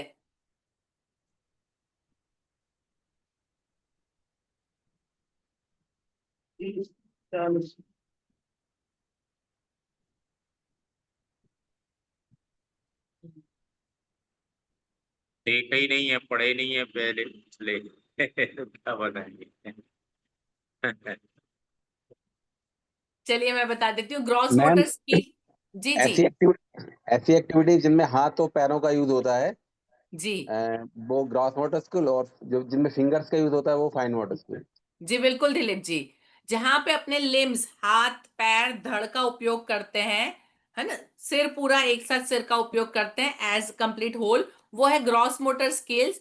जहां पे अपनी फिंगर, आईज एंड ब्रेन तीनों के कोऑर्डिनेशन का यूज करते हैं, that is called fine motor skill, है ना। बच्चा यदि फुटबॉल खेल रहा है तो वो ग्रॉस मोटर स्किल्स है ना।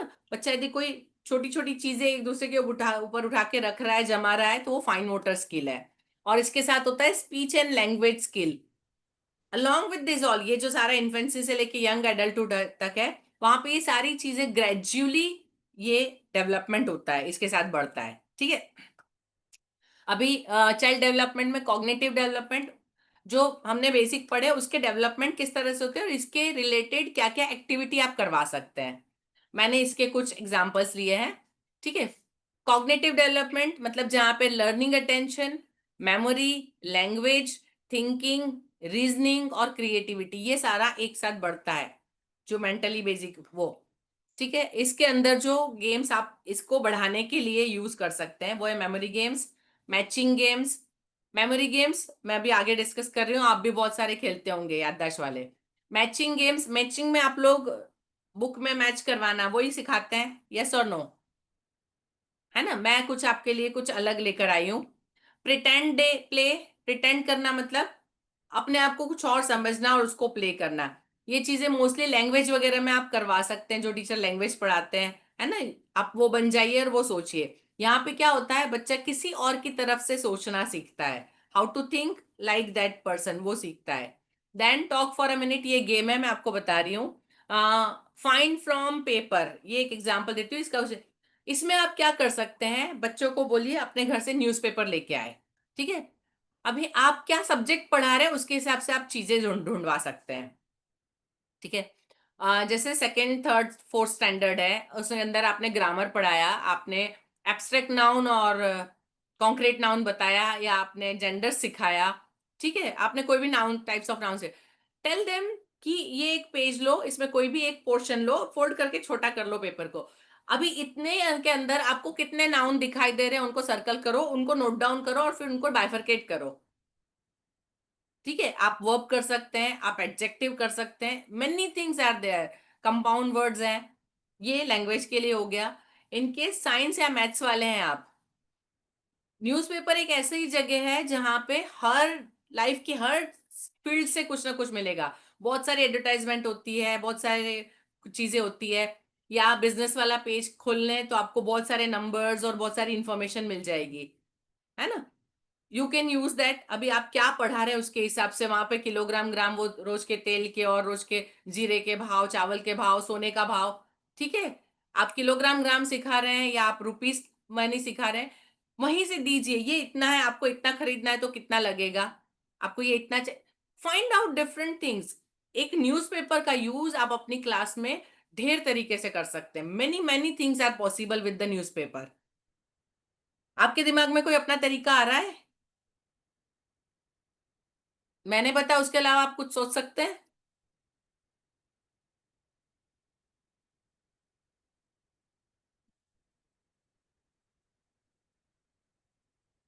प्लीज कुछ तो सोचिए, कुछ तो दिमाग में आ रहा होगा।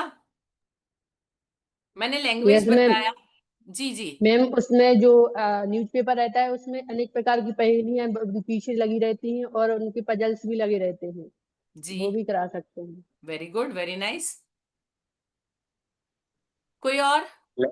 लैंग्वेज में मैम जैसे ग्रामर सिखाना है तो जैसे बच्चों से इंग्लिश पेपर पढ़वा करके और उसमें नाउन है, जैसे डिफरेंट टाइप के नाउन है, वो फाइंड आउट करिए, प्रॉपर नाउन, कॉमन नाउन, ये इस तरह से, या जी वर्ब फाइंड आउट करिए, इस तरह से भी हो सकता है। जी हाँ, बिल्कुल। या और भी कई तरीके हैं, लेकिन ये एक कॉमनली मतलब इनको यूज जी किया जा बिल्कुल, सकता है। जी बिल्कुल अभिनंदन जी। और किसी टीचर को दिमाग में कुछ आ रहा है? मैम जी पेपर में साइंस और टेक वाला हिस्सा भी आता है, तो वो भी बच्चों को इससे भी करवा सकते हैं। साइंस और टेक का अलग से हिस्सा आता है पेपर में, साइंस एंड टेक्नोलॉजी का। जी जी बिल्कुल। साइंस एंड टेक्नोलॉजी के बारे में हफ्ते में एक दिन पूरा एक सेक्शन होता है। उसके अलावा आज के दिन में साइंस से रिलेटेड कौन सी न्यूज है, फाइंड आउट उसके बारे में क्या लिखा है। कुछ नहीं मिले तो एडवर्टाइजमेंट के अंदर कौन से इंस्ट्रूमेंट बने हुए जो साइंटिफिकली एग्जामिन हो गया, उसके बारे में आप कुछ बता सकते हैं। आप एक बार एक न्यूज़पेपर, आज के दिन एक काम करना है, यदि फुर्सत मिले एक न्यूज़पेपर लेना और थोड़े से 2-4 पेज पलटना है, then you try to find out कि आप इस पे से क्या क्या क्वेश्चन बना सकते हैं बच्चों के लिए। हर पेज पे बहुत सारी संभावनाएं आपके लिए, बहुत कुछ कर सकते हैं आप। जो टॉपिक पढ़ा रहे उससे रिलेटेड कोई ना कोई एक्टिविटी जरूर निकलेगी। नर्सरी के साथ मैं कर जी सकती हूँ, मैंने पीछे बताया था कि बच्चों को जी बोलिए जी कि ए रहती है फॉर करेंट कितनी नॉलेज। चीजें मिलती है, एक्स फॉर कितने, वाई फॉर क्या मिल रहा है आपको, ओ फॉर क्या मिल रहा है, फाइंड आउट डिफरेंट थिंग्स के पिक्चर काटिए। बहुत सारा कुछ हो सकता है। ठीक है, तो फाइंड फ्रॉम पेपर बहुत यूजफुल एक्टिविटी है। मैं I have done with for government, मैं चैप्टर सिखा रही थी बच्चों को 6th स्टैंडर्ड में गवर्नमेंट। मैंने बच्चों से कहा था न्यूज़पेपर से कटिंग लेके आना जिसमें कोई ऐसी न्यूज हो जिसमें गवर्नमेंट ने कुछ काम किया है, कि भाई government has taken some decision, तो अब से ये बनेगा, अब ये होगा, अब से ये टिकट इतने की हो जाएगी, तो this is the decision of government कि रेलवे की टिकट के भाव बढ़ने वाले हैं, या ये होने वाला है, यहाँ पे सड़क बनेगी, यहाँ पे ये होगा। So many things can be there, आप जो टॉपिक पढ़ाते उससे रिलेटेड मिल सकता है। ठीक है, नेक्स्ट स्टोरी मेकिंग, मैंने कुछ एग्जांपल लिए बहुत अच्छे स्टोरी मेकिंग के, एंड देन पजल्स। मैं अभी इस पे आ जाती हूँ। मेमोरी गेम के लिए सबसे पहला है, ठीक है, इसमें क्या किया है, बोर्ड पीछे उससे थोड़ी दूर पे एक रखा है, इसमें बच्चों को ये करना है, 2 बच्चे एक साथ खेलेंगे, जैसा स्क्वायर बनाया है ग्रिड वैसा पीछे बनाया हुआ है। उनको करना ये कि जितना मैक्सिमम याद रहे उतना याद रख के वहां जाके ड्रॉ करना है। अभी ये जो आपके सब्जेक्ट के हिसाब से आप चेंज कहाँ ला सकते हैं ड्राइंग में, यहाँ ड्रॉ कर रहे हैं या आप कुछ वर्ड्स लिख रहे हैं, आप फ्रैक्शन सिखा रहे हैं, है ना, आप प्रॉपर इम्प्रॉपर फ्रैक्शन के बहुत सारे एग्जाम्पल लिख दीजिए, लेट्स सी कितने याद रखते हैं। या फिर आप लोग बच्चे को स्क्वायर्स और सिखा रहे हैं, है ना, like 1 and 4 and 9 and but square और स्क्वायर रूट सिखा रहे हैं, तो वो लिख दीजिए। Whatever you are teaching, आप जो सीख रहे हैं, आप ग्रामर सिखा रहे हैं तो उसके रिलेटेड कुछ एब्स्ट्रैक्ट नाउन और कंक्रीट नाउन या कलेक्टिव नाउन्स लिख डालिए, उनको रिलेट करने दीजिए, उसके कुछ पिक्चर्स बना दीजिए। 4 types of noun, animal, place, person, thing, उसके कुछ पिक्चर्स बना दीजिए या उसके नाम लिख दीजिए। आपकी क्लास की क्या कैपेसिटी है, क्या उनका लेवल है, वो क्या इजीली कर सकते हैं, आपका टॉपिक क्या है, you can change anything in this memory game. ठीक है, कुछ अपने दिमाग में कुछ कंस्ट्रक्ट हुआ, कुछ सोचा आपने अपनी क्लास के लिए? इवन नंबर, ऑड नंबर्स कर सकते हैं, है ना, रैशनल इरेशनल नंबर कर सकते हैं, नेगेटिव पॉजिटिव इंटीजर्स लिख सकते हैं। So many possibilities are there. Science पढ़ा रहे हैं आप, अपने डिफरेंट ऑर्गन्स के पिक्चर्स बना दिए।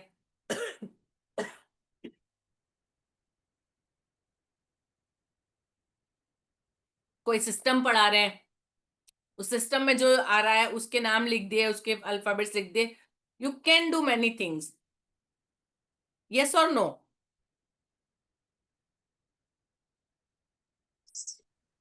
सेकेंड जो है, आपको दिख रहा है, इस ये मैच, हम लोग जनरली मैच में क्या करते हैं, एक तरह एक कॉलम में कुछ लिखा, दूसरे कॉलम में कुछ लिखा, उसको मैच करते हैं। यहाँ पे इस मैच को कैसे चेंज किया जा सकता है, उसकी संभावनाएं बताइए। ये एक पिक्चर है, आप इसको एक्चुअली क्या कर सकते हैं, किसी कार्डबोर्ड पे चिपका के, हार्ड शीट पे चिपका के इसको कट कर लीजिए, ताकि वो की उस लॉक के साथ रखी जा सके। यहाँ पे अब ये जो क्वेश्चन आंसर का सिस्टम है ना, 5 + 6 11 हो, ये सिस्टम यहाँ पे आप अपनी चीजें डालिए। आप नेगेटिव पॉजिटिव इंटीजर सिखा रहे हैं तो आप उसको -3 + 2 सिखाते हैं, तो आंसर क्या आएगा, तो उसके आंसर चाबी पे लिख दीजिए। इस तरह के बहुत सारे क्वेश्चंस वहां लिख डालिए, है ना। ग्रामर के अंदर जब आप शॉर्ट फॉर्म सिखाते हैं, इज नॉट इजंट, है ना, डू नॉट डोंट, तो इस तरह से डू प्लस नॉट वहां लिख के चाबी के ऊपर डोंट लिखा। मेनी थिंग्स, ऐसे बहुत सारी शॉर्ट फॉर्म्स लिख सकते हैं आप, है ना, एपोस्ट्रॉफी वाले लिख सकते हैं, singular plural, so many things are possible here. यहाँ पे जितना आप चाहें, मतलब पॉसिबिलिटीज है। वैसे उसके एक दो एग्जांपल्स और हैं सामने, है ना। वहां पे एक मतलब शीट को काटा है उसके कद्दू के शेप में, और उसको कट कर लिए हैं, फिर आप उस बच्चों को दीजिए, let them join the puzzle. कभी कभी एक्टिविटीज ये क्लास के अंदर कर सकते हैं। इसमें क्या होता है, कुछ एक एक्टिविटी हर बार हर रोज पॉसिबल नहीं, लेकिन आप एक बार करवा दीजिए, वो चीज बच्चे के दिमाग में अच्छे से बैठ जाती है। या कभी ऐसा हो कि कोई कंसेप्ट है जो काफी सारे बच्चों को क्लास में समझ नहीं आया, हमने आज सिखाया, दूसरे दिन पूछा, है ना, 25 में से हार्डली 4 लोग आंसर दे पाए, देन यू अंडरस्टूड कि ये कंसेप्ट पढ़ाने से ऐसे नहीं समझ में आ रहा है, then you make some activity for this. आप उसके लिए कुछ एक्टिविटी इस तरीके से बना सकते हैं, और एक बार एक्टिविटी कर लो, then you keep that activity. जब बच्चे फ्री हो जाएं या कभी कोई एक्स्ट्रा काम हो, कभी प्रॉक्सी हो, उस टाइम पे उनको दे दो, तो वो उसको वापस यूटिलाइज की जा सकती है। वैसे ही जो बच्चों की ये वो खिलौने होते हैं, उसको भी यूज कर सकते हैं आप। इसमें एग्जाम्पल है ग्रामर का, मैथ्स भी यूज कर सकते हैं, इसमें बहुत सारे एग्जाम्पल्स है इसके लिए, ठीक है। I hope it is useful, yes और नो।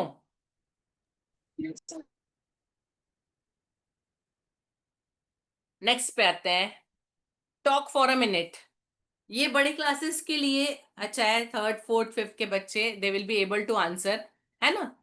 यहाँ पे हम क्या कर सकते हैं, बच्चों की अपनी अंदर की क्षमताएं क्या है, हम उसको भी उसके साथ में निकाल सकते हैं, प्लस उनका नॉलेज, उनकी लैंग्वेज को यूज कर सकते हैं। कुछ एक एग्जाम्पल इसमें दिए, मतलब 1 मिनट देना है बच्चे को, बच्चा बताएगा, उसमें क्वेश्चंस क्या है, इसमें से हम रेंडमली किसी कोई भी क्वेश्चन किसी को भी दे सकते हैं। बहुत सारे क्वेश्चन है इसके अंदर। A skill you are good at, कोई एक स्किल जो आपकी बहुत अच्छी है ना। बच्चा बोलेगा मैं अच्छा क्रिकेटर हूँ, मैं फुटबॉल अच्छा खेलता हूँ, या मैं पियानो अच्छा बजाता हूँ, मुझे गिटार बजाना आता है। Anything child can have. आप बच्चों को समझ पाएंगे, उनको जान पाएंगे। जब आप शुरुआत करते हैं ना, तो ऐसे क्वेश्चन से करिए जो उनको टच करते हैं। जैसे मैंने अभी जितने एग्जाम्पल दिए, वो सारे बच्चों को टच करेंगे, क्योंकि क्या उनको अच्छा लगता है, वो क्या अच्छा कर सकते हैं, ठीक है। Then you bring them to your thing. 2-4 question ऐसे पूछेगा, आप अपने पढ़ाई से रिलेटेड क्वेश्चन उसमें डाल सकते हैं। A technology you can't live without, कोई ऐसी टेक्नोलॉजी जिसके बिना आप जिंदा नहीं रह सकते, या जिसके बिना जीना मुश्किल है। आपसे पूछूं तो क्या जवाब देंगे?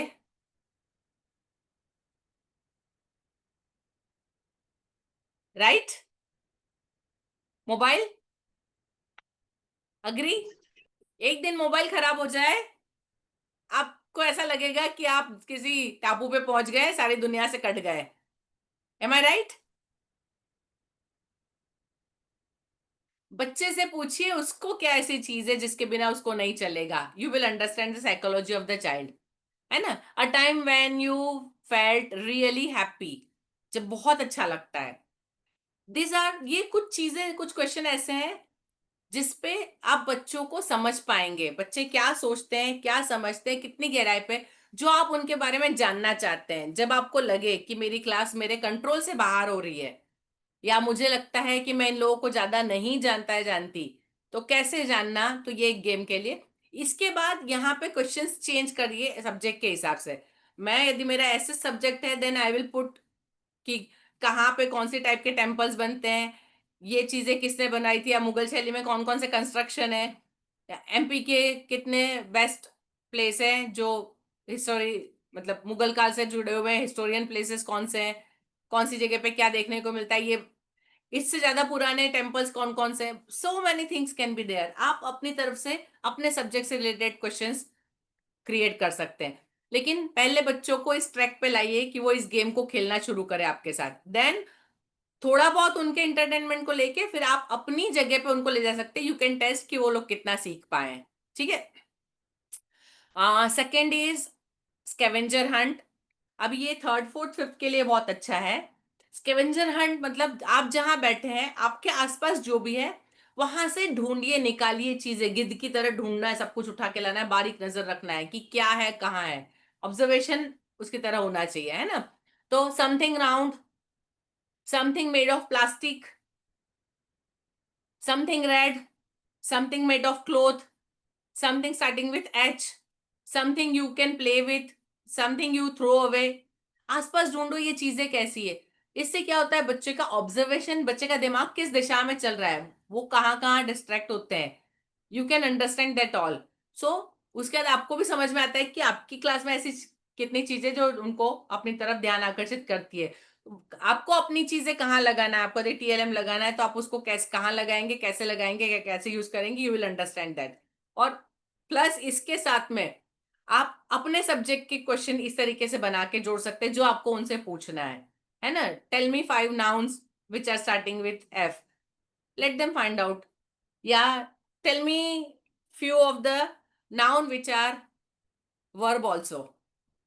चलो ये क्वेश्चन आपसे पूछती हूँ, कोई बता सकता है मुझे 2 वर्ड्स ऐसे बताइए जो नाउन भी और वर्ब भी, जल्दी से, English teachers.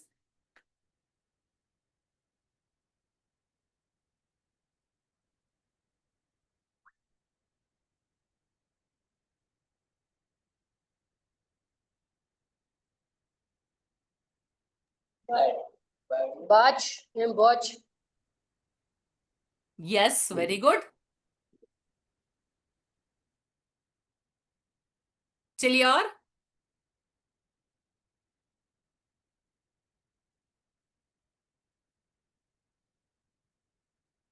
Watch, very good. और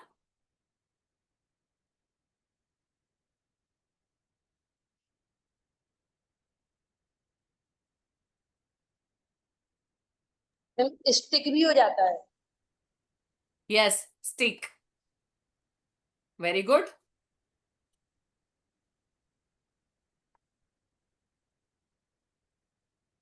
चलो 2 हो गए, 2 लोगों ने बताए। लेकिन ये क्वेश्चन आज आपके दिमाग में, जितने लैंग्वेज टीचर उनको तो पता होना चाहिए,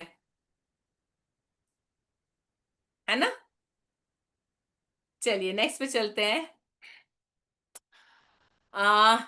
पजल्स है, ठीक है। लेफ्ट साइड जो है पजल, वो प्रेजेंट सिंपल टेंस के वर्ड्स हैं। इसके अंदर आप क्या कर सकते हैं, मैं आपको एक तरीका बताती हूँ। एक स्क्वायर काटा, उसके ऊपर इस तरह से पजल के लिए जो हमने सर्कल्स और लाइंस बनाना है वो बना लिए। इसके ऊपर आप एक काम करिए, इसके ऊपर सेलो टेप चिपका लीजिए और फिर इसको कट कर लीजिए, चौड़ी वाली सेलो टेप। उसके बाद क्या होगा, आप उसके ऊपर स्केच पेन से लिख सकते हैं, वो वहां पे रहेगा। जब आप उसको किसी कपड़े से पोंछेंगे दबा के, गीले कपड़े से, तब वो क्लीन हो जाएगा। सो सेम चीज आप बहुत सारी बार यूज कर सकते हैं।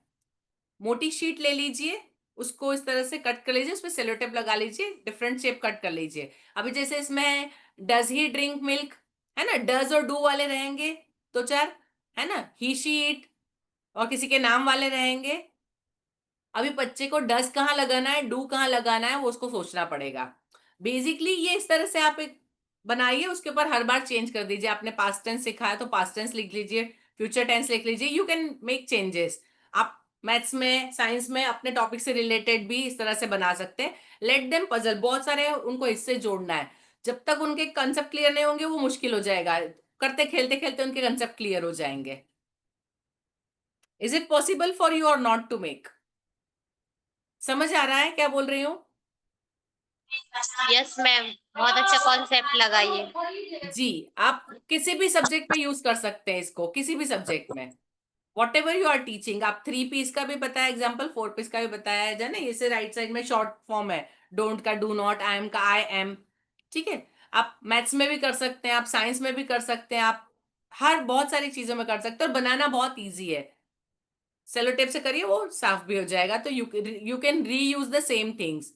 आपने कुछ 10 12 15 सेट बना दिए तो आप उसको बहुत सारे अलग अलग जगह यूज कर सकते हैं, ठीक है। नेक्स्ट है, ये बच्चों की जो फिजिकल और मेंटल एबिलिटी दोनों को साथ में यदि काम करवाना है, कभी आप स्कूल में इस तरह से कर सकते हैं, जिसमें एग्जाम्पल मैंने दिया, एक वो नेट लगा के बनाए हैं, या ये बॉक्सेस लगा के, है ना।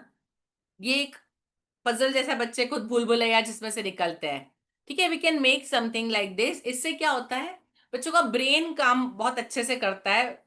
जिन बच्चों के साथ थोड़ा सा प्रॉब्लम होता है, हमको लगता है कि ये लोग ज्यादा यूज नहीं कर रहे अपना ब्रेन, या उनके साथ ऐसी एक्टिविटी जरूर करनी चाहिए। कुछ ना हो तो आपके क्लास में, स्कूल में कुर्सियां होगी या बेंचेस होगी, बेंचेस और कुर्सियों को इस तरह से जमा दीजिए कि बीच में से कहीं से ना पर्टिकुलर वे फॉलो करते हैं तो ही निकल सकते हैं। You can make something. हम जैसे मंदिरों में जाते हैं तो दर्शन के लिए लाइन होती है ना, उसमें ऐसे लगे होते हैं, something like that, it will help them. तो ये उनकी कॉग्निटिव एक्टिविटी, दिमाग को कि मुझे कहाँ से निकलना है, कहाँ से जाना होगा, तो ये दिमाग एक्टिविटी बढ़ाने के लिए एक सिंपल एक्टिविटी है, स्टडी से रिलेटेड नहीं लेकिन ब्रेन के लिए एक्टिविटी है, ठीक है।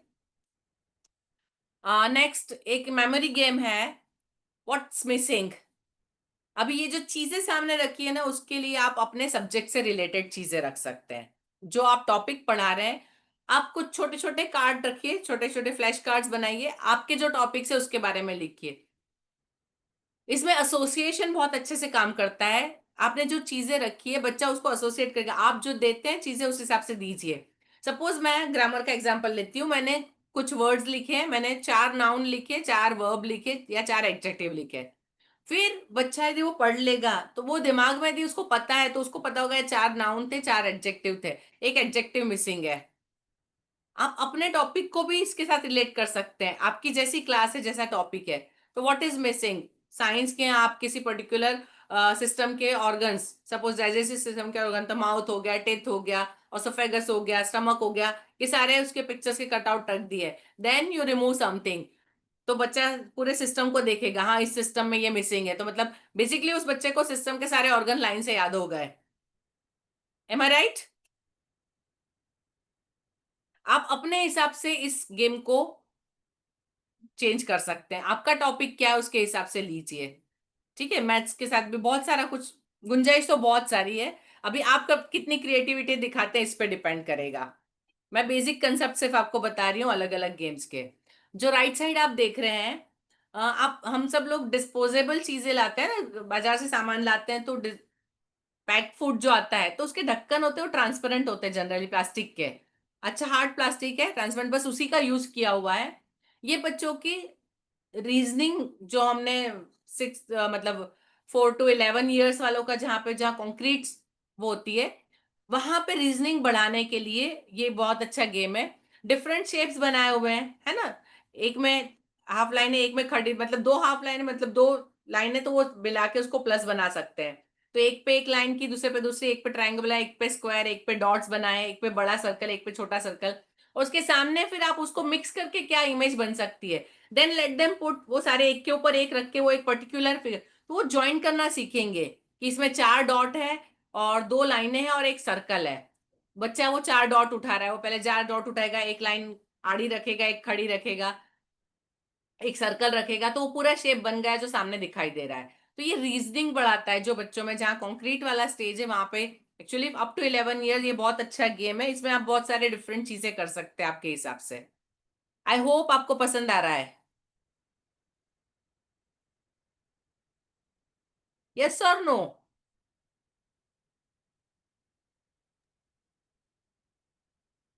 एटलीस्ट चैट बॉक्स का यूज करिए, कुछ तो करिए, जवाब तो दीजिए मुझे प्लीज। यस मैम, कर सकते हैं। जी थैंक यू।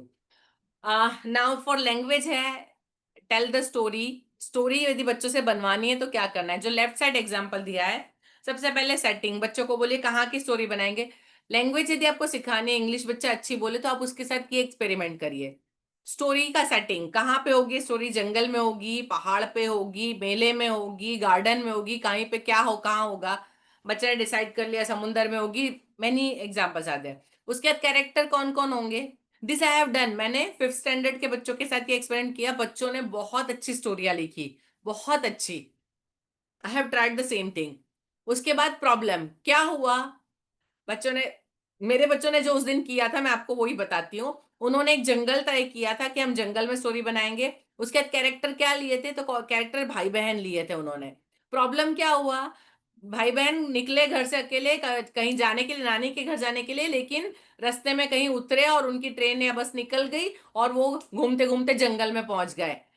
सोचिए बच्चों ने, ये उनकी प्रॉब्लम, क्या अब उनका सॉल्यूशन क्या है, अब उनको घर जाना है। फिर कहानी कैसे शुरू हुई, अभी वो कैसे बस में गए, उतरे, फंस गए, मिडल में क्या हुआ, जंगल में क्या क्या हुआ उनके साथ, फिर वहां बहुत सारी चीजें हो गई सबके दिमाग से बहुत सारा, देन एंड में क्या हुआ, उस जंगल से बाहर कैसे निकले, घर कैसे पहुंचे। This is complete story. आपका present tense, past tense, future tense, adjective, जो सिखाना है आप इसमें सब चीजें ले सकते हैं। Everything you can include when you are teaching this. हर चीज बच्चा इसके साथ कर लेगा। ठीक है, दूसरा एग्जाम्पल, फिनिश दिस स्टोरी। एक स्टोरी है, I opened up my locker and everything was gone, my books, my backpack, even my smelly unwashed gym clothes. The only thing is there was a little note. It said, अभी वो blank है, अब बच्चे का दिमाग चलाने दो कि मेरा सारा सामान चला गया, वहां पे जिसने लिया है उसने एक नोट रखा है, अब वो किसने लिया होगा और उस नोट में क्या लिखा होगा। ये बच्चे को लिखना 4 लाइन का नोट है, लेकिन यहाँ उसकी क्रिएटिविटी, उसकी समझ, वो कहाँ तक सोच सकता है, क्या सोच सकता है, कैसे सोच सकता है। आप मैथ्स पढ़ा रहे हैं, आप मैथ्स के हिसाब से कुछ कंडीशन रखिए, आप साइंस पढ़ रहे हैं, समथिंग साइंटिफिक, आपकी कंसेप्ट को क्लियर कैसे बच्चा कर रहा है, सीख रहा है, उसके हिसाब से यहाँ पे रखिए, आपकी क्रिएटिविटी यहाँ लगेगी। How will you use this technique, ये बहुत अच्छी टेक्निक है, एक्सपेरिमेंट करके देखिएगा। ठीक है, नेक्स्ट इसी से स्टोरी से रिलेटेड और है ना, रोलर स्टोरी कैसे, who is the main character of the story, where does the story take place, exactly उसके जैसा ही है, पर इस क्वेश्चन के आंसर बच्चे लिखते जाए तो उनकी अपनी स्टोरी बनती जाएगी। सेम चीज जो हमने अभी डिस्कस की ऑलमोस्ट उसी सेम लाइन पे है। या नेक्स्ट जो आप सामने देख रहे हैं, एक उनके सामने फोटो रख दीजिए, उसके बाद उनको 5 ऑब्जर्वेशन, 5 चीजें, आपको इसमें क्या दिखाई दे रहा है, 5 चीजें बताइए आप उसमें, लेट देम फाइंड आउट कि भाई एक घर दिख रहा है, टूटा हुआ घर दिख रहा है, बहुत सारा पानी दिख रहा है, लोग भागते हुए दिख रहे हैं, उसके कंधे पे ये बहुत सारी चीजें। देन 5 इन्फरेंसेस, क्या हुआ होगा, अंदाजा लगाइए, सुनामी आया है या बाढ़ आ गई है या कुछ हुआ। यहाँ पे फिर बच्चों के इमेजिनेशन, ऊपर से कोई एलियन आ गए और उन्होंने पानी छोड़ दिया, यू थिंक, आप और मैं, हम सुनामी तक ही सोचेंगे, बच्चे एलियन तक पहुंच जाएंगे। ठीक है, फाइंड आउट कि वो क्या सोचते हैं। देन 5 प्रेडिक्शन, अब क्या होगा, लेट देम थिंक, अपने फ्यूचर के लिए कितना ऑप्टिमिस्ट है, कितना सोच सकते हैं वो लोग, क्या सोच सकते हैं, ट्राई टू फाइंड आउट। सो ये एक बहुत अच्छा तरीका है, सेंटेंस फॉर्मेशन तो सीखेंगे, उसके साथ में क्रिएटिविटी भी आएगी। नेक्स्ट पे ये सिंपल मेमोरी गेम का एग्जाम्पल है। यहाँ पे तो जैसे सिर्फ कलर लिए हैं, आप मैथ्स के टीचर, आपका topic whatever you are teaching, आप फ्रैक्शन लिख सकते हैं, आप इंटीजर्स लिख सकते हैं, वॉट एवर यू वॉन्ट, कितना वो उसको कर रहे हैं, है ना, स्क्वायर्स लिख सकते हैं, आप कोई टेबल के आंसर्स लाइक उसके नंबर्स लिख सकते हैं, whatever way, let them see. उसको बच्चे को देखना है वो सारे घूम गए, then child is suppose to arrange accordingly जैसा उसने देखा है, तो मेमोरी भी बढ़ती है, प्लस आपके टॉपिक के हिसाब से आप इसको करवा सकते हैं। कंस्ट्रक्शन गेम्स 2 तरह के लिए, इसमें क्या करना है, राइट साइड वाला आप में से शायद किसी ने देखा होगा ये वीडियो, यस और नो, ये तो इंस्टा पे या फेसबुक पे शायद बहुत था, ये गेम देखा है। Yes ma'am. क्या करना है इसमें, मैम नंबर्स उनको टर्न करना है, फिर देखना है कहाँ पे 1 2 क्रम से बताना है। हाँ, जैसे सपोज हम 2 लोग खेल रहे हैं, मैंने शुरू किया, अभी ये जो बच्चा खेल रहा है वो 4 तक पहुंच गया, इसके बाद वो कोई खोलता है और वो 5 नहीं निकलता, वो 7 निकला, 8 निकला, तो उसको वापस सारे उल्टे कर देना है, दूसरे बच्चे को फिर फर्स्ट से खोलना है। तो इसमें 4 तक के तो हो गए, तो 4 तक के तो सही खोलेगा, फिर वो ढूंढेगा 5, अब इसको कौन सा नहीं खोलना है, इसके पहले उसका गलत खुला था, वो याद रखेगा कि ये तो गलत था। तो ये एटलीस्ट ये 10-12 तक है, यदि तो 10-12 नंबर, और वो बारी बारी से, एक गलत खुला तो वो, तो जब तक 4-5 गलत खुलेंगे तब तक सारे ऑलमोस्ट पता चल जाता है कि कहाँ पे क्या है। यहाँ पे ये जो नंबर है, इसके जगह आप कोई भी चीज, जो भी आप चीज सीक्वेंस में सिखाते हैं, आप उसको ले सकते हैं। Whatever you are teaching in sequence you can take, आप अल्फाबेटिकल ऑर्डर में कुछ नाम ले लीजिए, कुछ चीज ले लीजिए, वॉट एवर आप जो टॉपिक सिखा रहे हैं उससे रिलेटेड। सेम वैसे ही गेम है जो इस तरफ है, यहाँ पे 2 सी चीजें एक जैसी ढूंढनी है आपको, यहाँ पे जैसे डजंट और डज नॉट। ठीक है, तो बच्चे को सीधा करना है, हाफ पार्ट मिलेगा उसको, तो उसको पहले उसने पढ़ा, फिर उल्टा कर दिया, फिर दूसरा खोला, तो बच्चे को याद रखना है कि उधर कौन सा था, उधर कौन सा था, and he has to match 2 things. दो चीजों को मिला के अपना एक फाइनल बनाना है कि दोनों में सेम आना चाहिए। तो वो कहाँ पे कौन सा था वो खोल के वापस रखे उल्टा, तब याद रखेगा, फिर वो दूसरे का नंबर। अंडरस्टूड? क्लियर है सबको? यस और नो? Yes ma'am. बना सकते हैं आप काफी सारे गेम अलग अलग। Yes ma'am. Okay. Child development में फिजिकल डेवलपमेंट के लिए एक्टिविटीज क्या क्या हो सकती है? यहाँ पे फिजिकल डेवलपमेंट जो हमने डिस्कस किया, बच्चे की ग्रोथ है ना, changes in body size, brain, senses, motor skill, health, coordination, इन सारे चीजों में चेंजेस। अब इसके लिए एनिमल वॉक देखा होगा सबने, फ्रॉग वॉक सबको पता है ना, फ्रॉग की तरह जंप करना। इसके अलावा होते हैं kangaroo walk, duck walk, monkey walk, ठीक है। Many many types of walks are there, हर एक में अलग अलग तरीके से चलना है। इससे क्या होता है, बच्चे ग्रॉस मोटर स्किल्स बढ़ती है, अपने हाथ पैरों को कैसे कोऑर्डिनेट करना, है ना। Do you know the difference between different walk, like जो काऊ चलती है एंड जो चीता दौड़ता है, चलता है, उन दोनों में क्या डिफरेंस है? दोनों के चार पैर होते हैं।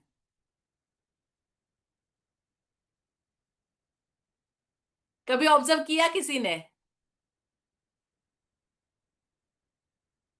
यस और नो? प्लीज, टाइम कम है, जल्दी बताइए। मुझे थोड़ा सा और बया किए। चलिए मैं बताती हूँ क्या होता है। चार पैर पे चलते हैं वो, ठीक है, ये चार पैर। गाय जो होती है वो ये एक पैर पहले चलाएगी, फिर ये पैर, फिर ये पैर, फिर इधर का पैर, है ना, उसका ये ऐसे लाइंस अलग अलग चलता है। कुछ एनिमल्स होते हैं वो ये दो पैर पहले आगे, फिर इधर के दो पैर ये चलते हैं। जबकि चीता वगैरह होते हैं वो आगे के दो पैर लंबा लिप लेके फिर पीछे वाले करके वापस लाते हैं। पहले आगे के दो, उससे जंप करके आगे बहुत आगे रख देंगे, फिर पीछे वाले उठा के उनके नजदीक आएगा, फिर वो, उनका बॉडी ऐसे ऐसे स्ट्रेच होता है। Different types of walks are there, ठीक है। चलिए कोशिश करिएगा। इससे बच्चों के भी अलग अलग बॉडी पार्ट को कैसे मैनेज करना, है ना। आपका अब आप किसी को सिखाना मत, आप सिर्फ बच्चे को बोलना कि चलो बंदर की तरह चल के दिखाओ, या गाय की तरह, या कुत्ते की तरह, देखना वो कैसे चेंजेस करके बताते हैं। फ्रॉग जंप के अंदर क्या करते हो, हाथ को लंबा करेंगे, फिर पैर, दोनों पैर एक साथ उठा के जंप करके आगे, और फिर हाथ वापस रखेंगे। ये डिफरेंट थिंग्स, कब कौन से लिम्ब को कैसे यूज करना है ये सीखते हैं, ठीक है। तो ये बच्चों की फिजिकल ग्रोथ के लिए बहुत अच्छा है।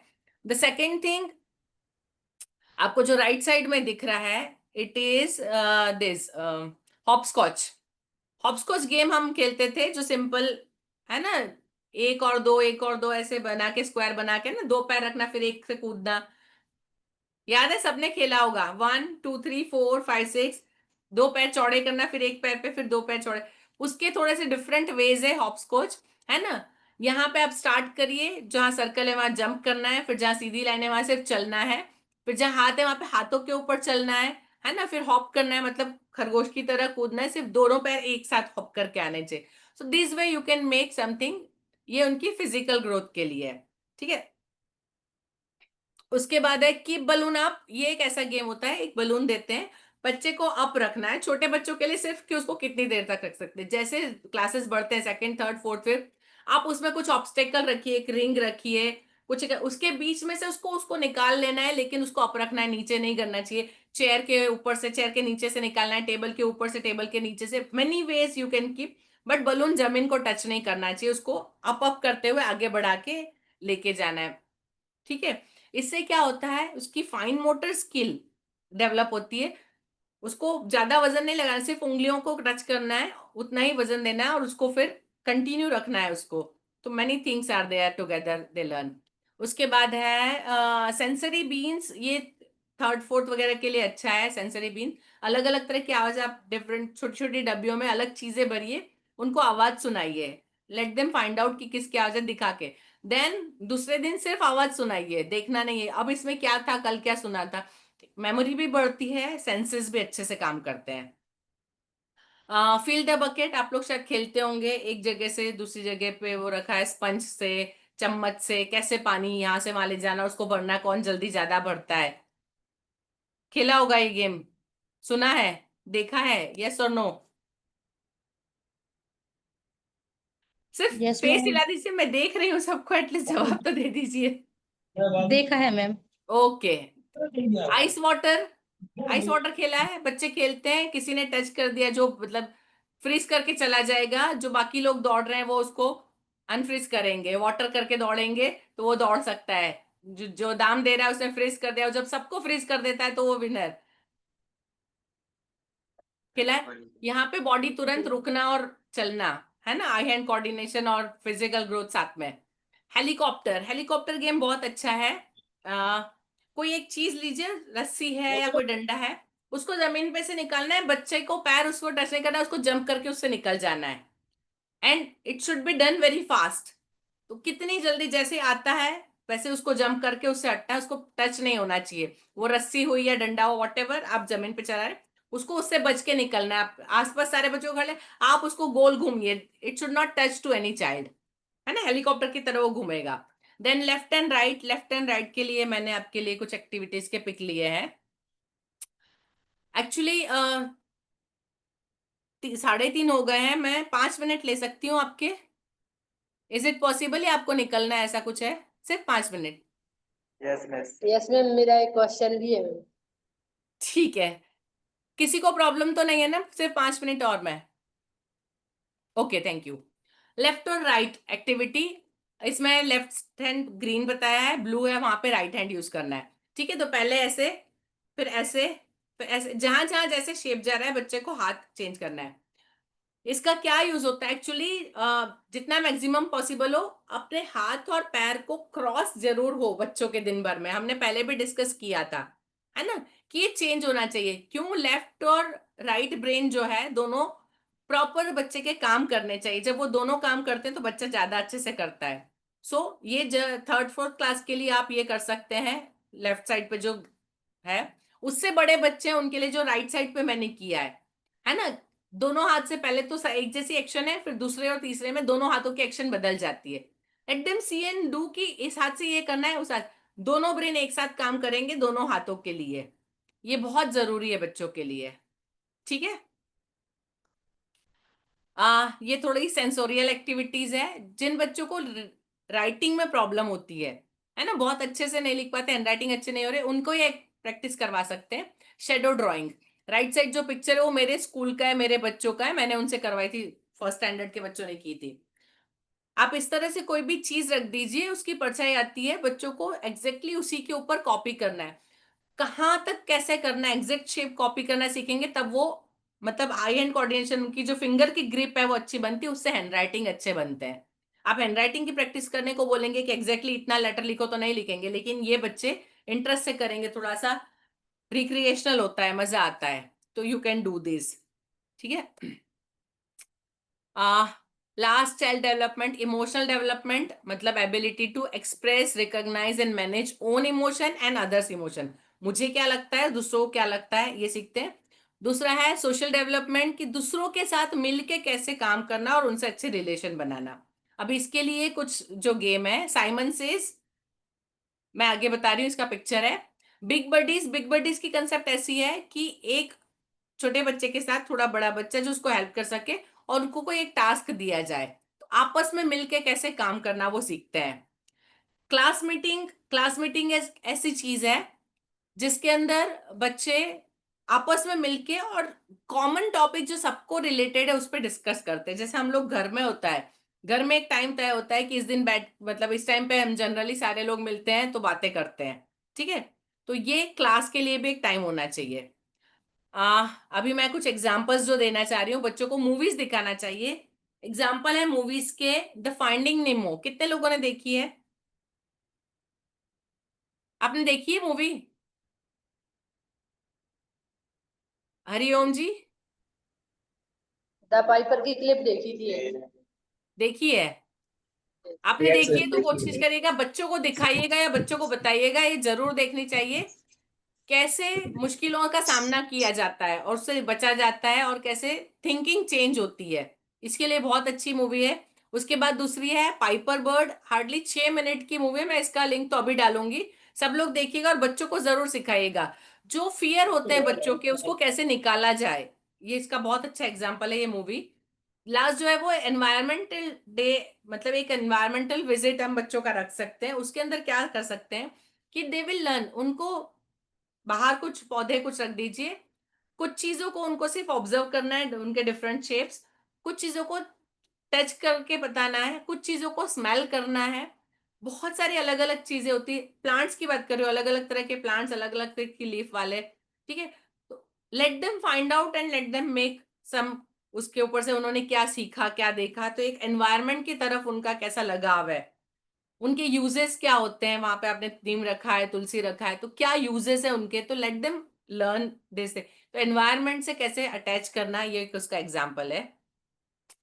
साइमन सेज गेम जो भी मैंने कहा था, इसके अंदर एक बच्चा होता है जो साइमन बनता है, वो बोलेगा, बाकी सब बच्चों को करना है। साइमन सेज स्टैंड अप, तो सब खड़े हो जाएंगे। Simon says move your hands, तो बच्चे मूव करेंगे। स्टॉप, अभी स्टॉप बोला तो कोई स्टॉप नहीं होगा, क्यों? क्योंकि उसने साइमन सेज नहीं बोला है। जब साइमन सेज बोलेगा तभी फॉलो करना है। इससे क्या अटेंटिवनेस बढ़ती है बच्चों की, है ना, बहुत सारी एक्शन करना सीखते हैं। This is my last slide. Move circle game, circle game में कैसा होता है कि सर्कल बना के देन यू प्ले समथिंग, तो एक सर्कल के अंदर क्या करना है, एक पर्सन अंदर आएगा, कोई एक बच्चा, एंड वो कुछ बोलेगा, वो ये बताएगा कि आई लाइक, जैसे आप एग्जांपल दिए आई लाइक, तो उसके बाद वो अपने आप को आई लाइक आइसक्रीम, तो दूसरे बच्चे मी टू, जितने लोगों को पसंद है वो अपने मी टू करके अंदर। तो इससे क्या होता है, बच्चा एक आपस में आसपास के लोगों से एक कनेक्शन बनाता है कि मुझे पसंद है, उसको भी ये पसंद है, उसको भी वो पसंद है, उस, ठीक है, देन वो बाहर। तो इस तरह से कितनी चीजें हैं, ये आई लाइक हो गया, आई डोंट लाइक हो गया, आई वांट हो गया, मेनी थिंग्स, आप बहुत सारी चीजें ले सकते हैं। तो बच्चों की साइकोलॉजी, उनका सोचने का तरीका है, many things you will learn with this game, ठीक है। Now I will stop sharing. जी, आपका क्वेश्चन था? यस मैम, मेरा एक एग्जाम हुआ था, तो उसमें आपने जो बताए थे जो शिक्षण पद्धतियां, उसमें ब्रेन स्टॉर्मिंग वाला था एक क्वेश्चन। तो उसमें क्वेश्चन आया हुआ था कि अगर हमें ब्रेन स्टॉर्मिंग के समय अगर कोई स्टूडेंट है उसको गलत थॉट आ रहे हैं, तो उनका हम उन्हें क्या कर सकते हैं उनको? ओके, तो आपने क्या दिया जवाब? तो मैम मैंने जवाब दिया था कि उनको हम लोग मतलब उसी स्थान पे हम लोग उनको मतलब जो भी टोक कर और उसको चेंज करा सकते हैं। देखिए, अभी उनको वहां पे हम क्या कर सकते हैं, मुझे यदि मैं लिखती तो मैं जवाब ये लिखती कि जो उनके गलत थॉट है वो किस दिशा में जा रहे हैं, आई विल ऑब्जर्व दैट, और उनको यदि उस गलत थॉट पे जाते हैं तो मैं उन बच्चों से डिस्कस करूंगी कि इसके इम्पैक्ट क्या होंगे। जब तक हम उन बच्चों को उसके इम्पैक्ट नहीं बताएंगे, उस गलत जगह जाना नहीं, हम उनको मना करेंगे। आप जैसे रोकने की बात कर रहे हैं, वो अगेन सोचेंगे, क्योंकि बच्चे को जो ना बोलो वो पहले करता है, ये उनकी साइकोलॉजी है। I not stop, I just tell कि ये सोचा तो क्या होगा, ये नेगेटिव इम्पैक्ट, वो यदि दिखेगा then they will stop thinking. ये मेरा तो मैम नजरिया है। इसके आंसर अलग अलग सभी के अकॉर्डिंग अलग अलग हो सकती क्या? हाँ, सबके अलग अलग हो सकते हैं, लेकिन इससे क्या होता है, इससे मेजर होता है टीचर की थिंकिंग कहाँ पे है। जैसे पर आपका मैम आंसर और मेरा आंसर डिफरेंट है, अभी जहाँ जितने लोग हैं वो आपको और मुझे ऑब्जर्व कर रहे हैं, हम दोनों के आंसर को ऑब्जर्व कर रहे हैं। मैम एक क्वेश्चन और था कि अगर ब्रेन स्टॉर्मिंग के समय अगर कोई अच्छे थॉट आते हैं तो उसके लिए क्या करना चाहिए? तो उनको नोट डाउन करना चाहिए, जितने थॉट है मैक्सिमम पॉसिबल। जनरली ब्रेनस्टॉर्मिंग में क्या होता है, अच्छे बुरे नहीं होते, थॉट्स होते हैं, उनको लिख लिया जाता है। उसके बाद उस पे राइट और रॉन्ग के कि किस पे काम करना है, किसको आगे ले जाना है, किसको आगे नहीं ले जाना है। तो जितने को आगे ले जाना है राइट टिक करके सिर्फ उनके ऊपर आगे काम होता है, जो नहीं है उसको वहीं पे छूट जाते हैं, वो वहीं छोड़ देते हैं हम उसको। हाँ, यस मैम, मैंने यही लगाया था क्वेश्चन कि मतलब उनको नोट डाउन करके आगे बढ़ जाते हैं। जी, उनको नोट डाउन करके आगे प्रोसीजर में क्या होगा वो फिर आगे उसके बारे में बाद में सोचेंगे। मैम उस दिन अगर मतलब थोड़ा सा और डीपली पढ़ लिया होता, उसके 3 क्वेश्चन आए थे उसमें से, आपकी शिक्षण पद्धति पढ़ाई थी आपने। Very good. कोई बात नहीं, एक्चुअली आपने अब सीख लिया है वो सब कुछ। एग्जाम के दिन नहीं आता था, लेकिन एग्जाम का पर्पस क्या होता है, आपको सीखना। एग्जाम के पहले ही सीखा है, बाद में सीखा, ये इंपॉर्टेंट है। Thank you. जी नीरज जी। जी, बहुत बहुत धन्यवाद मैम। और अभी हमारे बीच विभिन्न स्कूलों से स्कूल संचालक जी उपस्थित हैं, तो मैं उनसे अनुरोध करूंगा कि आज के इस प्रशिक्षण संबंध में प्रशिक्षण सत्र के संबंध में अगर कोई मैसेज शिक्षकों के लिए हो तो जरूर दें, या उनकी तरफ से कोई जिज्ञासा हो विद्यालय की तरफ से या स्कूल के शिक्षकों की तरफ से, तो वो जरूर दें। तो अरुण सर, दिलीप जी, अभिनंदन सर, अमित जी, जो भी उपस्थित हों अनम्यूट करके अपनी बात इस सत्र में रख सकते हैं। सर जी सर, मैं बोलना चाहूंगा। आज की जो आज का प्रशिक्षण था बहुत शानदार रहा, बहुत सारी नई बातें सीखने को मिली, पता चली। और मैं टीचर्स से, न केवल अपने स्कूल बल्कि सभी टीचर्स से कहूंगा कि इस जो अभी वीडियो मैम डालेंगी, मतलब जो पीडीएफ डालेंगी, उस पीडीएफ को फिर से देखिए और सभी लोग उसमें जो अभी मैम ने डिस्कस किए हैं पूरा वीडियो देखें और उन चीजों को क्लास में जरूर अप्लाई करें। मतलब आज जो वैसे तो हर रोज बताती हैं, वो बहुत इंटरेस्टिंग चीजें बताती हैं हर बार, मतलब हर प्रशिक्षण में, लेकिन आज जो मैंने देखा कि बहुत सारी चीजें बड़ी क्लास के लिए बड़ी इंटरेस्टिंग हैं और उससे न केवल बच्चों को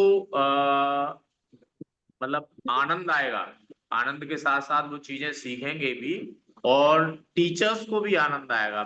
मुझे तो लगता है कि ये इस तरह से यदि सिखाया जाए तो कभी ना तो कोई टीचर बोर हो सकता है पढ़ने में, पढ़ाने में, और ना ही बच्चा कभी बोरियत महसूस कर सकता है। वो तो बड़े इंटरेस्ट से ही चीजों को सीखेंगे, आनंद लेंगे। और शिक्षा जो अक्सर बहुत सारे बच्चे बोर मानते हैं या मतलब परेशानी की बात मानते हैं, वो हो ही नहीं सकती।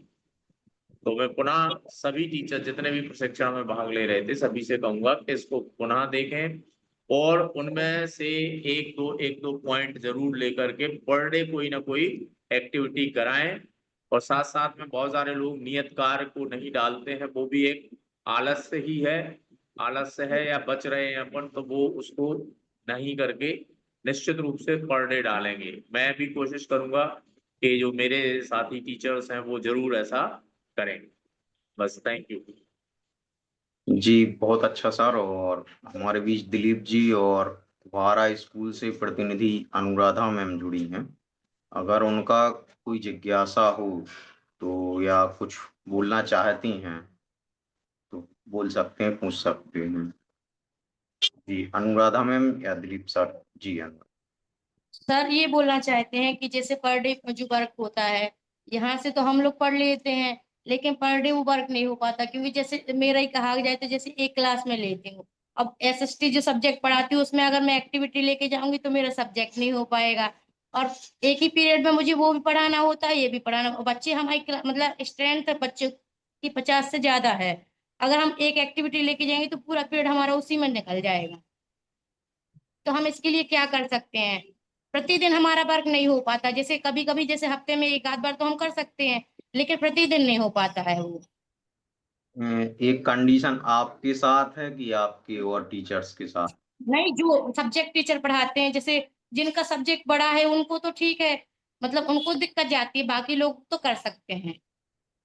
अनुराधा जी, मेरी जो मोस्टली आप ऐसे तो मैं भी एसएस पढ़ाती हूँ, मैं बहुत सारी अलग अलग टेक्निक यूज करती हूँ। बहुत सारी टेक्निक मैंने बताई, हार्डली आप 5 मिनट उसके लिए रखिए।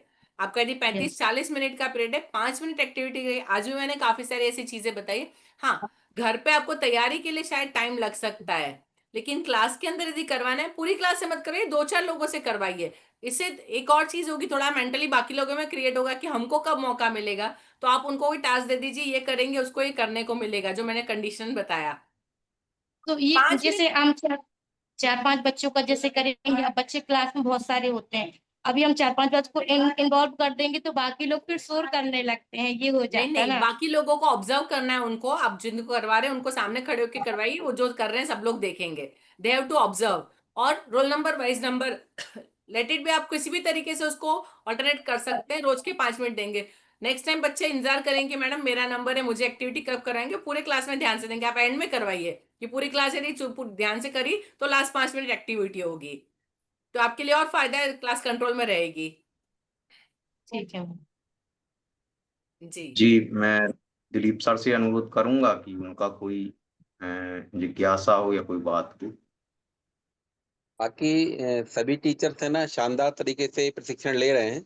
बस एक बात कहूंगा कि सभी लोग अपना आंसर रिस्पॉन्स करना सीखें। जैसे हम जब क्लासेस लेते हैं ना, तो बच्चे जब आंसर नहीं देते हैं तो हमें कैसा लगता है। इस बात को, ऐसी सिचुएशन समझें हम।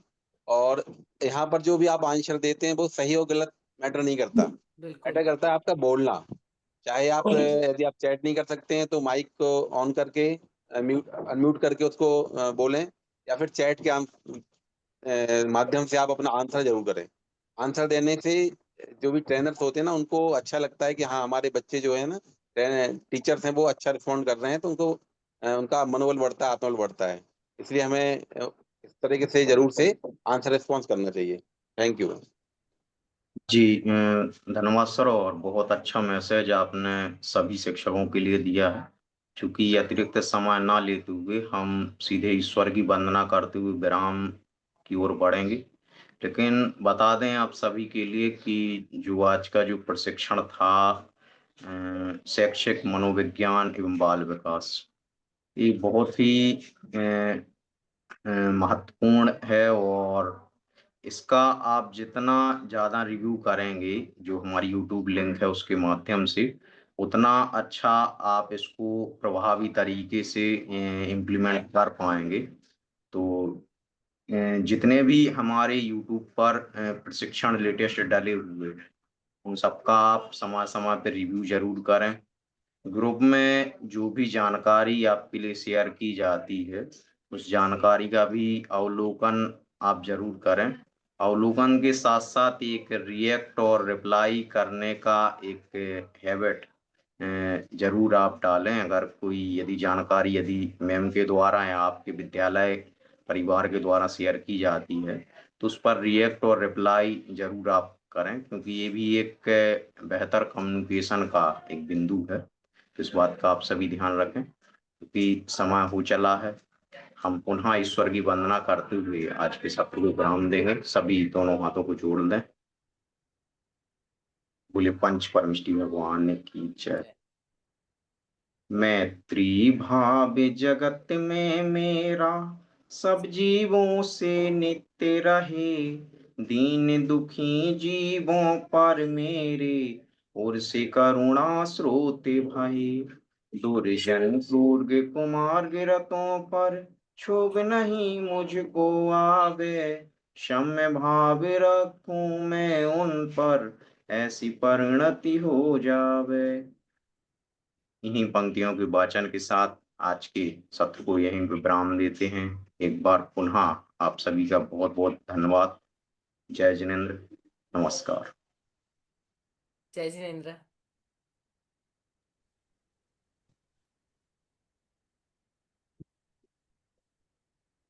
लो लो लो बस